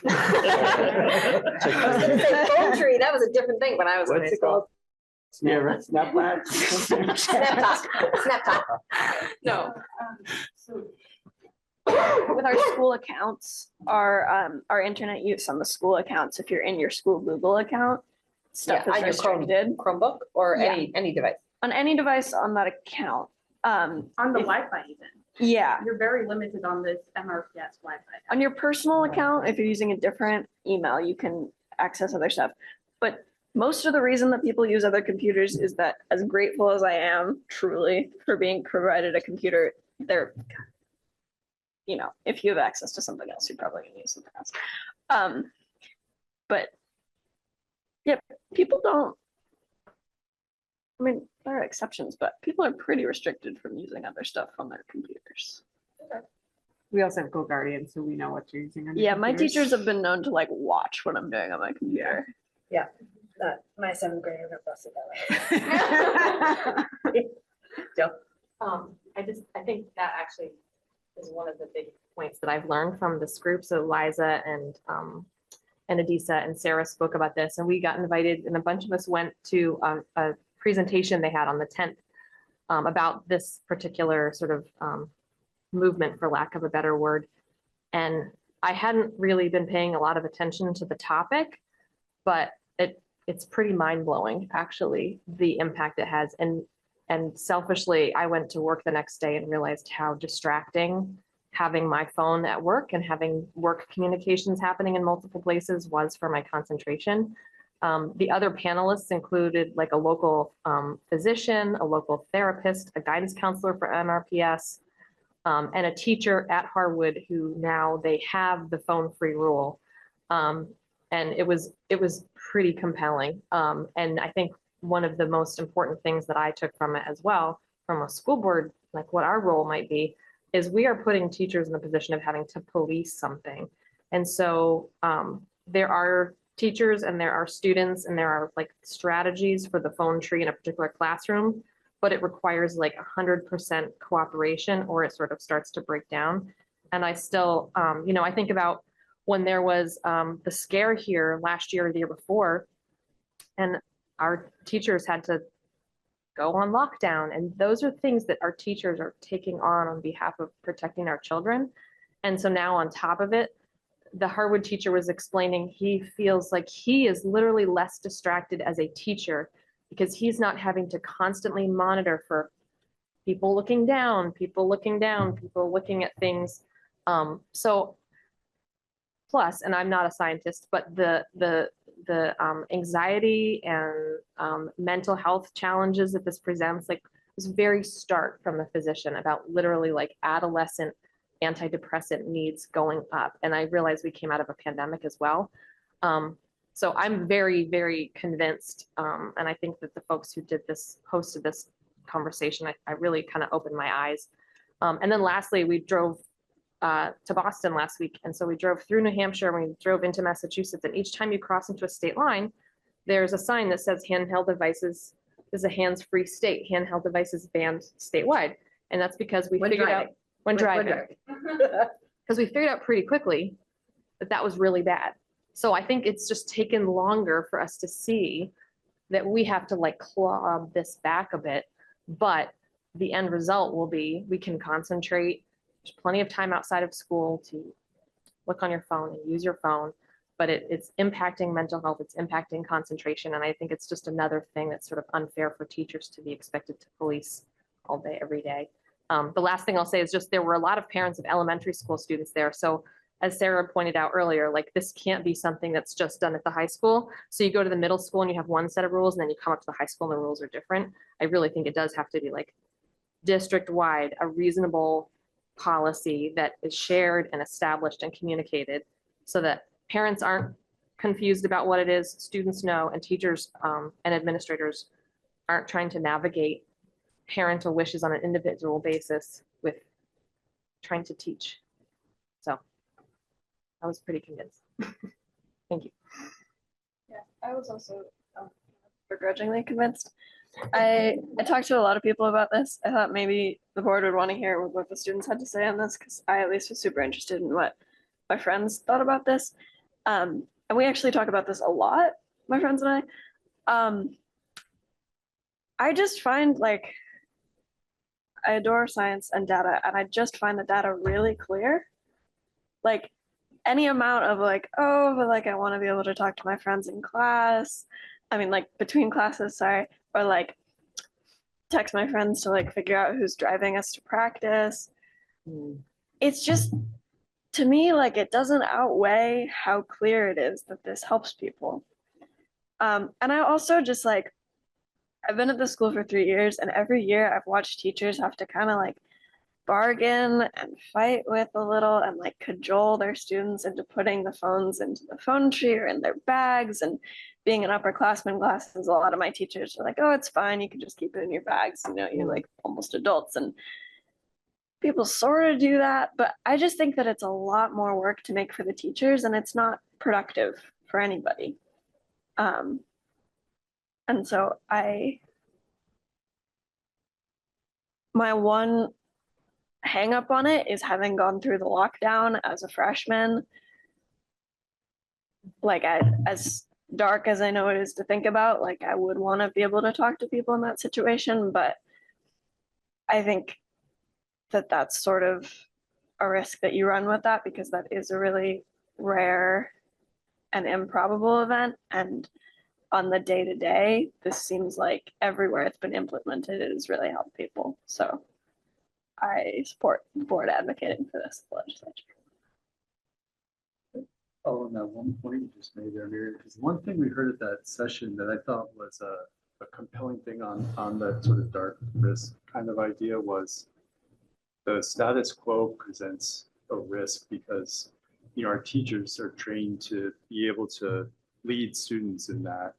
And, you know, I think, okay, as a parent, I'd want to be able to talk to my kids, but I see the sort of chaos I could inject in that if I'm telling my kids do this, do that, and their teacher's trying to. Or just distracting them in the first place. Right. Anything that's Right, but the teacher's trying to manage something. So like, I thought that was one of the most eye-opening points for me at that session was because I always, you know, I have that same thought, like, God, I want to be in touch with my kids if God forbid something were happening, but thinking that that could be the danger itself, that was one of the newest data points I got.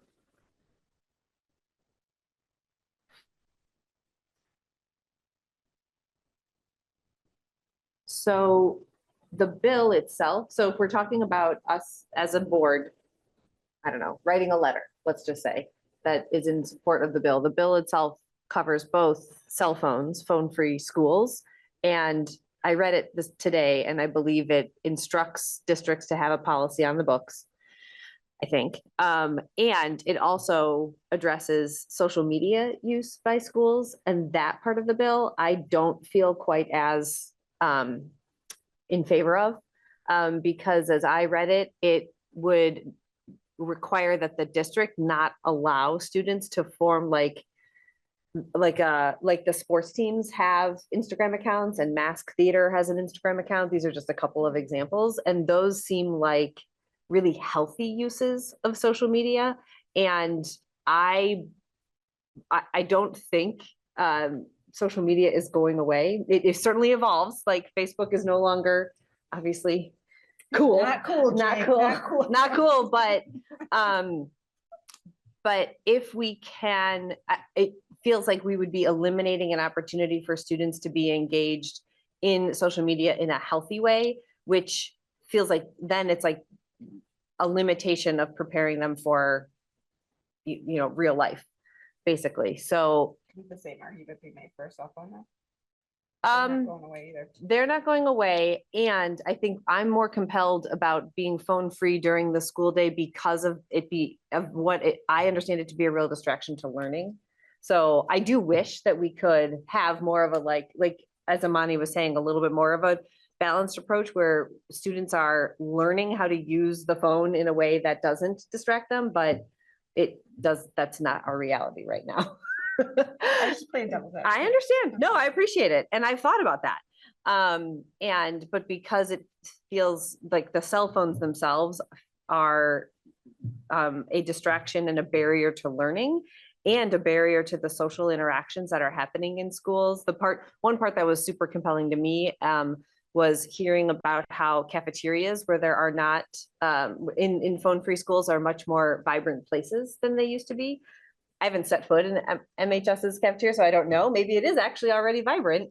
But anyway, knowing Pianos usually go in, it's kind of cool. that's great. But just the fact that there's more like face-to-face and personal interactions happening in schools that are phone-free was another compelling piece to me. But if we were as a board going to take a position or advocate at the legislature, I'd like it to be a little bit more of a nuanced position that says we think that phone-free during the school day is very smart, and to the point of whether or not it should be school by school or policy wide, I can kind of see both directions. I definitely appreciate Jason's work here, getting the doing the research and having the conversations, because like you said, it's gonna have a real sticking effect. And I'm certain that there would be more investment in it because of that process that he went through. And that said, he didn't have a board policy telling him to do it. However, I can see there being more, not just cohesion for district wide, whereas if we didn't have a policy, then there would be like schools could handle it in their own ways, but also like a little bit more to back them up so that it wouldn't be to the whims of, the next principal at the high school saying, whatever, we don't need to have this procedure anymore. But instead there would be policy in place that would say, this is how we do it in our district. So I appreciate the bill backing up school boards to back up their principals. But I would want us to take a more nuanced approach to being in favor of the bill, because I personally don't feel as much in favor of the social media piece of the bill as this phone-free part. I mean, you could be like, personally, I am in favor of the phone part for sure, and social media part, not sure. That's where I stand. Like, I would trust the committees of the legislature to work through it and make a decision, but, I'm not so sure on the social media part yet. And the way the bill is written right now. Oh, sorry. I'll be really quick. I agree with the section A, which is about schools, school districts and supervisory unions prohibited from using social media as the direct way to contact students, right? So right now there's email, there's announcements, like that I get, but then it goes much broader to your point, right? There's like, I think Anna and some of the other kids do this on Instagram. They celebrate every time a student gets into and decides what school they're going to go to or what they're going to do after they graduate. Yeah. And then they just trickle through. It's like a very positive thing, but not having students have to have, for example, an Instagram account to hear if school's canceled or if they're that I totally get. Yeah. But this goes much further than that, to not permit students to use it for any of that stuff. Thanks, Steph. And I don't think that's a possible thing, Oh, the, like the school- Instagram page that's made for seniors, like, what would we do if they did that outside of like? There's one for bad parking, right? Ah. My brother and I were just talking about that. There used to be one for This fashion. semester. I got on it every once in a while. Hopefully for good things. All right, Red's had his hand up. I think a case can be made that there's no such thing as a healthy way to navigate social media, because it's designed to push people in specific directions that sort of reinforces partisanship and like sort of fishbowl thinking, as opposed to opposing viewpoints, that's healthy. But the design of social media is to not have opposing viewpoints. It's like going down a tunnel of the same viewpoint over and over again. I feel like this country would be in a different place if not for social media. So that's just a perspective. I don't know if I could probably find a lot of data to support that if one would ask for it, but I don't know how much time I have, but I think that there is a case to be made that there's no such thing as a healthy way to navigate social media. I think that's fair. But I don't think it's going anywhere. And so, like, this is one of the things that my friends and I talked a lot about is like, is it in students' best interest to have phones in school so that we can learn how to use them in a healthy, balanced way? And it seems pretty clear that it goes best in schools when they're completely gone. So I can get behind that. But I think that it makes sense to not completely, like what Mia's saying, like social media is a reality of our world, and just trying to completely ban any use of it seems a little counterproductive to me. What is the board action beyond just having a conversation about, so it sounds like there's pretty strong agreement around the cell phone piece. And so are we gonna be advocating as a board, or, because we're not talking about a policy right now, we're just talking about legislative, potential legislative advocacy. Yep. The board action could be write a letter, show up and testify.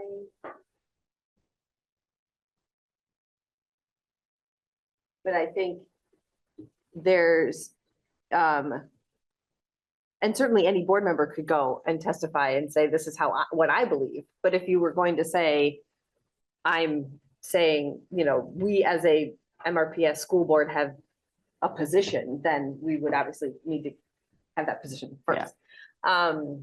So that, I guess that would be, yeah. Does that answer your question?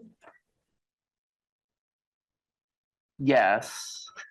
I feel like we're just sort of talking around in circles, but we don't actually have something that we're going to be doing necessarily, right? Like, does somebody want to, like, do we make a motion to support it, or, yeah, I'm just curious. Yeah, good question. I don't know. Yeah. This is the first time we've had this conversation Yeah. in my tenure on the board, and so we're figuring this out as we go. Yeah. I don't know if we necessarily need a motion, but I do think that in order to, I appreciate you asking the question, because I think we should land the conversation somewhere. Yeah. And so I think we could generally come to a consensus that we feel comfortable with. I'm just throwing this out here as an idea or hypothetical, that, a letter that is signed by the board chair to the legislature that states, we've had this conversation as a board, we would appreciate there being requirement from the state that we write a policy. Will there be a proposal from the group? That Jason is leading? He said that we were gonna hear from them in April. Okay. It's on the agenda. On the Okay. agenda in April, and I think the proposal we're going to hear is what are they thinking about doing here at MHS? Right. And maybe what they would say during that is, and we could really use a policy, or maybe they won't. I have no idea. I haven't seen what their presentation is, but. To follow up on your question, like, I think the concrete things are, this board sort of moves forward and decides if we should have a policy.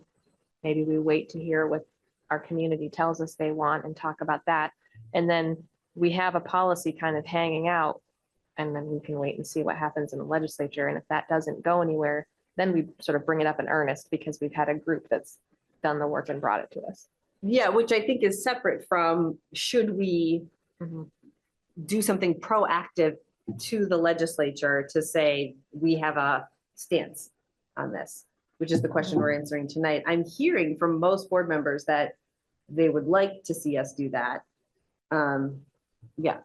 So Mia, and I think also I'm hearing this, what you articulated, but there seems to be, I haven't heard disagreement around the cell phone piece, right? There's consensus around the cell phone piece, but that there's pieces of the legislation. The actual bill, right? Yeah, the actual bill that could be potentially problematic. And so maybe that's the message that we are are, Or we're just clear, we as a board don't have a position on the social media, or we say we have questions, we want to make sure you're, maybe we are saying, have these be two different bills or something, Yeah. but yeah. But we, certainly if it was a letter or if it was a official testimony, it could be nuanced like that. Yeah. I'm very supportive of doing that. I'm supportive of the whole bills and social media. Stuff's all bad anyway.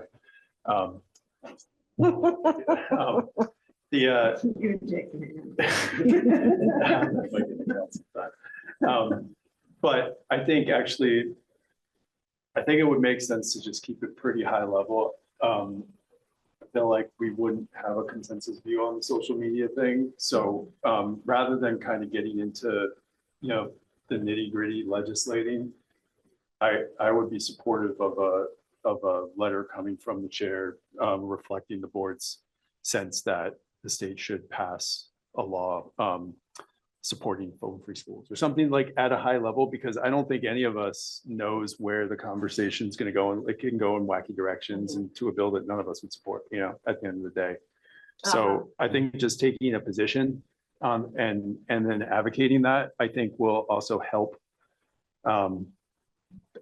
Probably in the legislature, there's going to be a lot on the transformation and all that business. So right. Some of these other bills might not get unstuck. And so having a board voice just on the issue as opposed to a specific bill is probably, and just keep it high level, because I think, haven't heard anyone really not be in favor of that idea.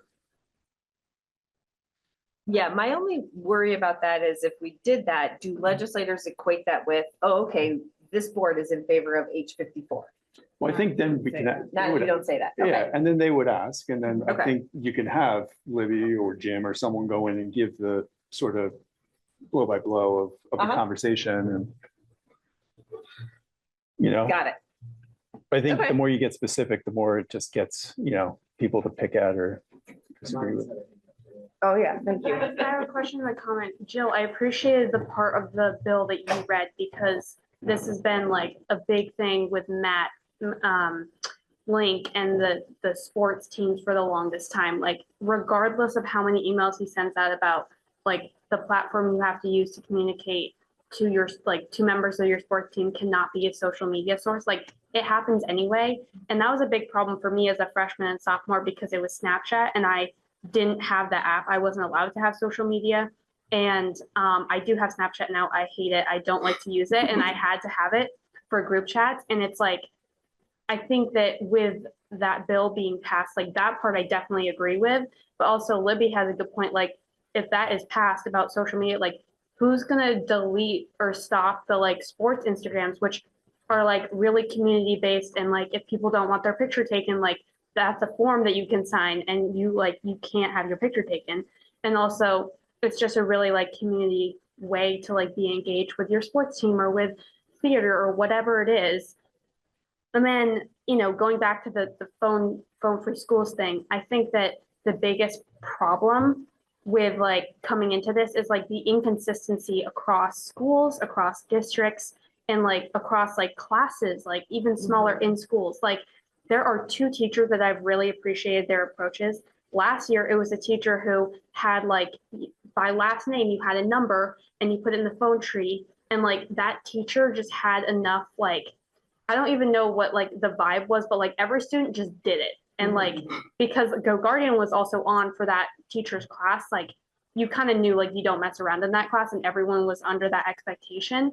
And then this, like, I've had this teacher for years, but like this teacher has a really great method where you're like, when the teacher starts class, every student greets that teacher with their phone, and they have a certain spot in the phone tree. And it's like, of course, some people don't like it, but everyone does it. And like, that makes it so it's essentially the teacher's like attendance, and also like a way for the teacher to say hi to everyone at the beginning of class.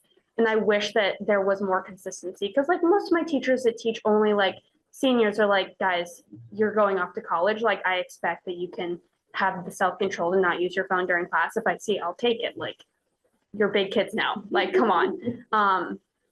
So I think like overall, like the data is undeniable, and I get that. So I hope that like there can be a way for students to accept this and not like bring in, like, I'm sure that people will like try to bring in second phones or like, a dummy device or whatever, because there are kids who just are so addicted that they have to like have their phone, but like that isn't going to go well. Like there are always going to be like the places where you can't use it and you will be like caught or whatever. And I hope that when I'm not here, I'll hear from my brother that this, when the bill gets passed, because I assume it will, whether or not like we say to, we should do it or we shouldn't. We're gonna put it over the edge. I'm sure.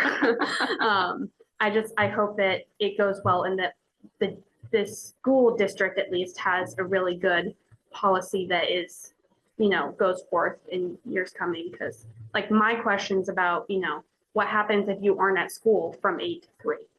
Like, do you get it when you leave? And when you come back, you have to put in the thing? Like, how does that work? Like, I don't have enough friends at Harwood to know what that's like.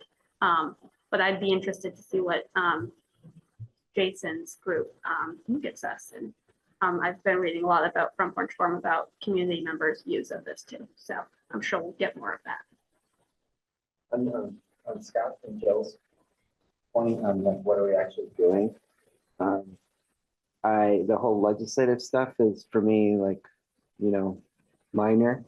Whatever happens, happens. But I'm very much in support of I think what Jill just laid out, where we hear from the group in a couple months and we develop our own policy, which maybe is what they recommend, or maybe just lifting from Harwood, and it's in place for the next school year. And if the legislature says like, here's the policy, fine, then that's the policy. But I would like that to fall back on so that at the beginning of the school year, something is not in place and we're not deliberating through the next school year, trying to come up with something for the following school year. We've got a procedure going for next school year. The plan is for next school year. For the high school. For the At high the high school. school. I And- think and How's the Julie, procedure different than a policy? so procedures thing we do, like in your policy, you will say the administration will create a procedure. So for a cell phone To free. adhere to this policy. Yeah, and so the procedure will, I think we're saying the same thing. The procedure will already be in place. Whatever the legislative branch does or a model VSBA policy won't have the procedure attached to it. Very few do unless it's like connected to federal law like HHB or Title IX. So this one will just have a statement and like Montpelier-Roxbury believes in a phone-free environment, the administration will create a procedure. Like your To policy make that will say happen. basically that, Is there right? like a timing on it? Oh, Like the administration will create a procedure starting at some date or? The procedure we're planning, Jason's working on right now is for next school year. Okay. the policy probably wouldn't have a date in it because the policy you want to be evergreen. It would just be like, like for the next 10 years. And so maybe Okay. it would have a date or maybe it doesn't seem like the date. Yeah, I guess you could, right. It could be, right. Yeah. Like procedures can be revised without going through the board, right? Because they're administrative pieces to it. But policies can't be revised without going, I can't just revise a policy. So would the board have any like input on the procedure or is it just something that? No, but what we would do is lay the boundary that is our schools are phone free from 8 to, from bell to bell. Okay, yeah, I would like to do that.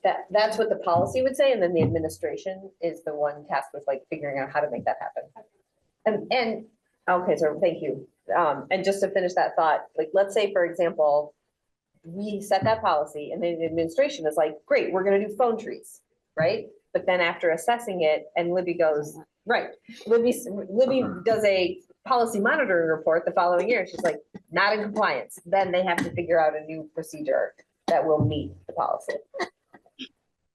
Okay. Which is why the policy doesn't change. The policy sets the rule and then but the administration can just like change the procedure if it's not working to meet the policy without having to go through the board.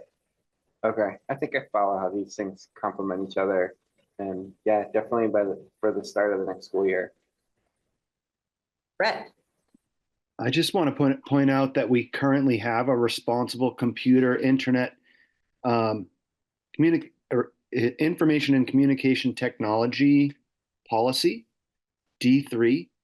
And there's a lot of overlap. And I don't know if that, I'm just saying, I'm just pointing that out because there's an awful lot of overlap with, I think a lot of what we're saying and what's currently in this policy. It's not specific to phones. It's more to internet use and computers and, you know,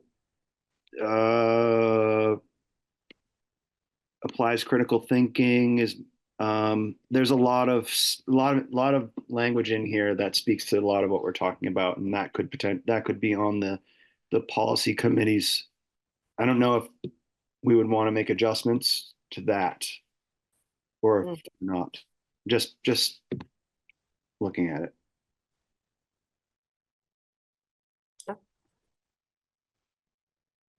All right, so where we've landed here as far as the legislature goes is that the board is in favor of phone-free schools, and the board is in favor of, say, a letter that is signed by the board chair on behalf of the board advocating for phone-free schools.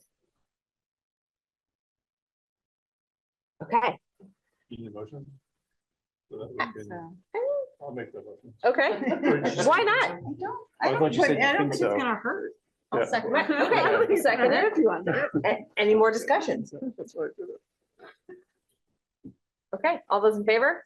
Aye. Any opposed? All right, well, that was one issue. Can I, so the, for like an update, you know, the education reform stuff is complicated. The actual draft language just dropped yesterday. Committees are going to be working on it quite a bit, and the legislature, you know, is like forming their own vision. So it's very much an amorphous thing. I think it's already 8:45, and if we were having this conversation in a next meeting or the one after, it would be like on a very different framework potentially. So I would, you know, offer that we talk about it later.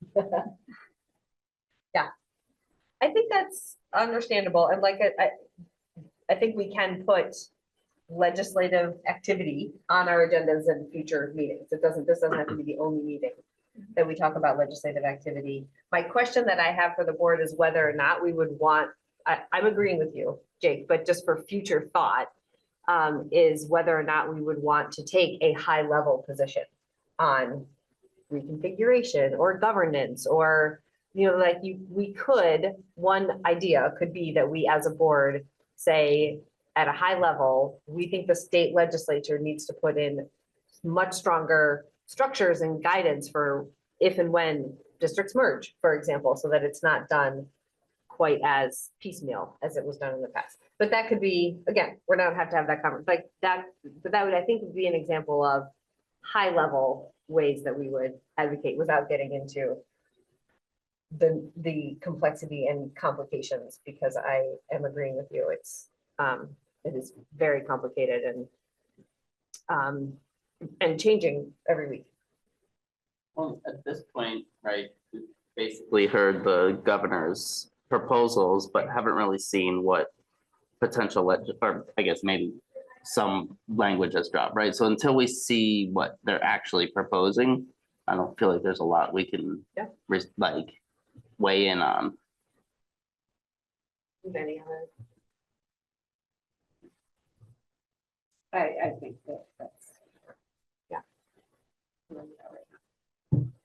Joe, I think too, Libby's testifying a fair amount as like a subject matter expert. And so I wouldn't want our board to like come out with something really strong and concrete that would put her in a weird position to like not feel like she could spring. I don't know if that would be the case, but Yeah, on that note, like there's a huge amount of data gathering that has to happen, and that means talking to subject matter experts. So, you know, it's like very early and I don't know.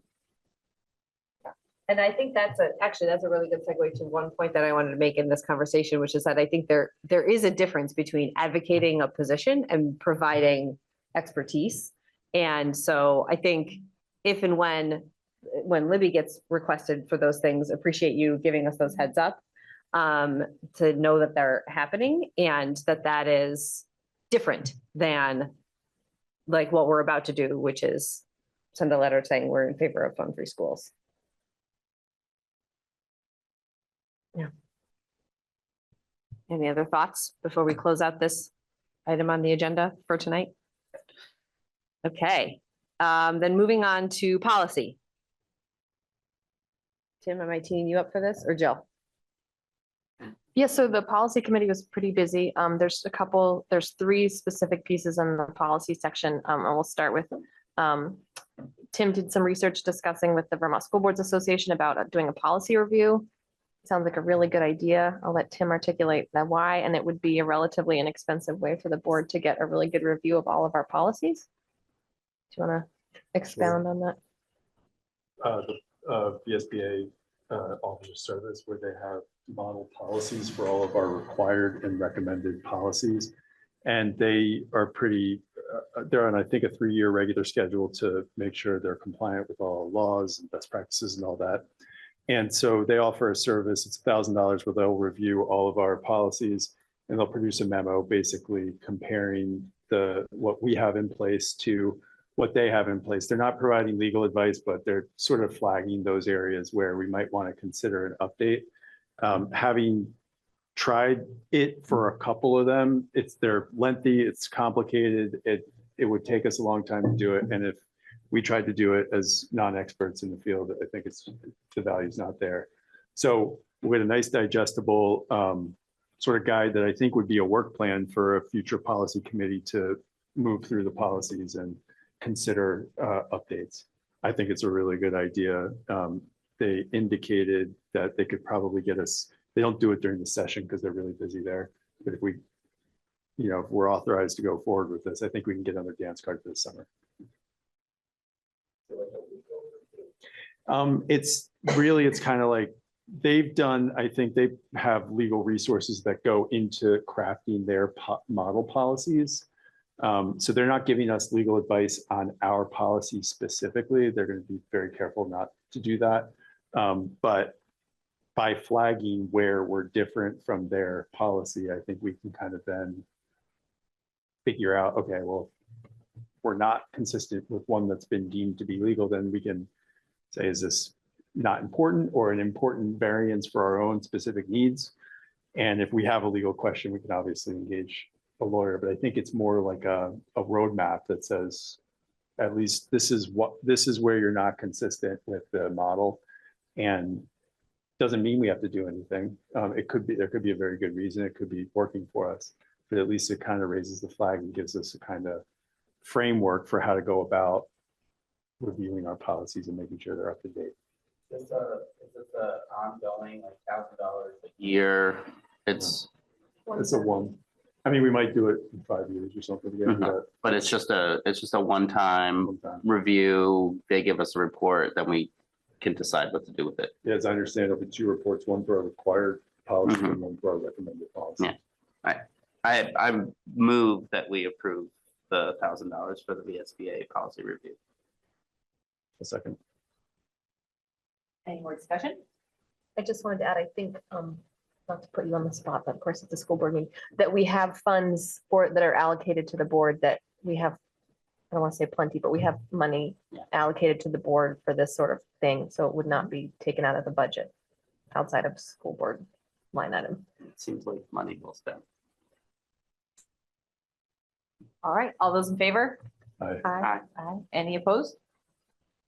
Okay, next on the agenda is the reading of policy E1, but this is really here just to make sure it gets out in front of the community. And as we discussed at the last board meeting, we're going to be asking for feedback from the PI organization and the caregivers councils, and we don't have any of that feedback right now. So we can I think we can skip that for tonight, and it will come, this will be on future agendas. Good idea. Yeah.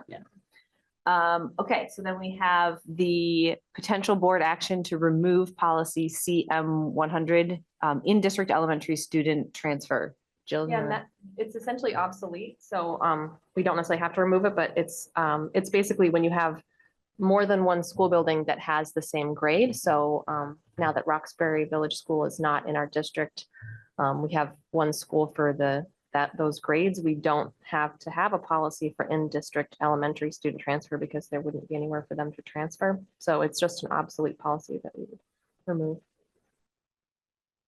Be clean up. Is there a motion to remove? A second?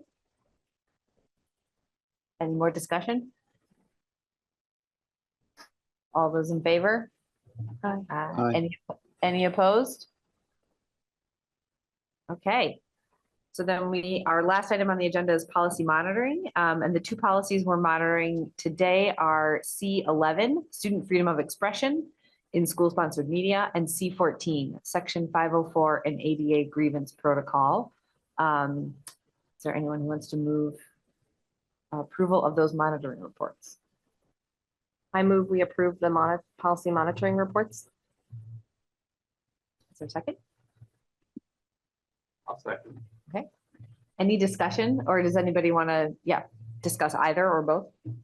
Or questions? Okay, all those in favor? Aye. Any opposed? Okay, motion to adjourn? Is there a second? I'll second. Does anyone need to discuss that? I just want Okay. to thank Anna for all her board budget communication yes. stuff. Did you watch the videos yet? James said he really liked, he watched the first one. He's like, oh, yeah, good. Aye. All in favor? Aye. Any opposed?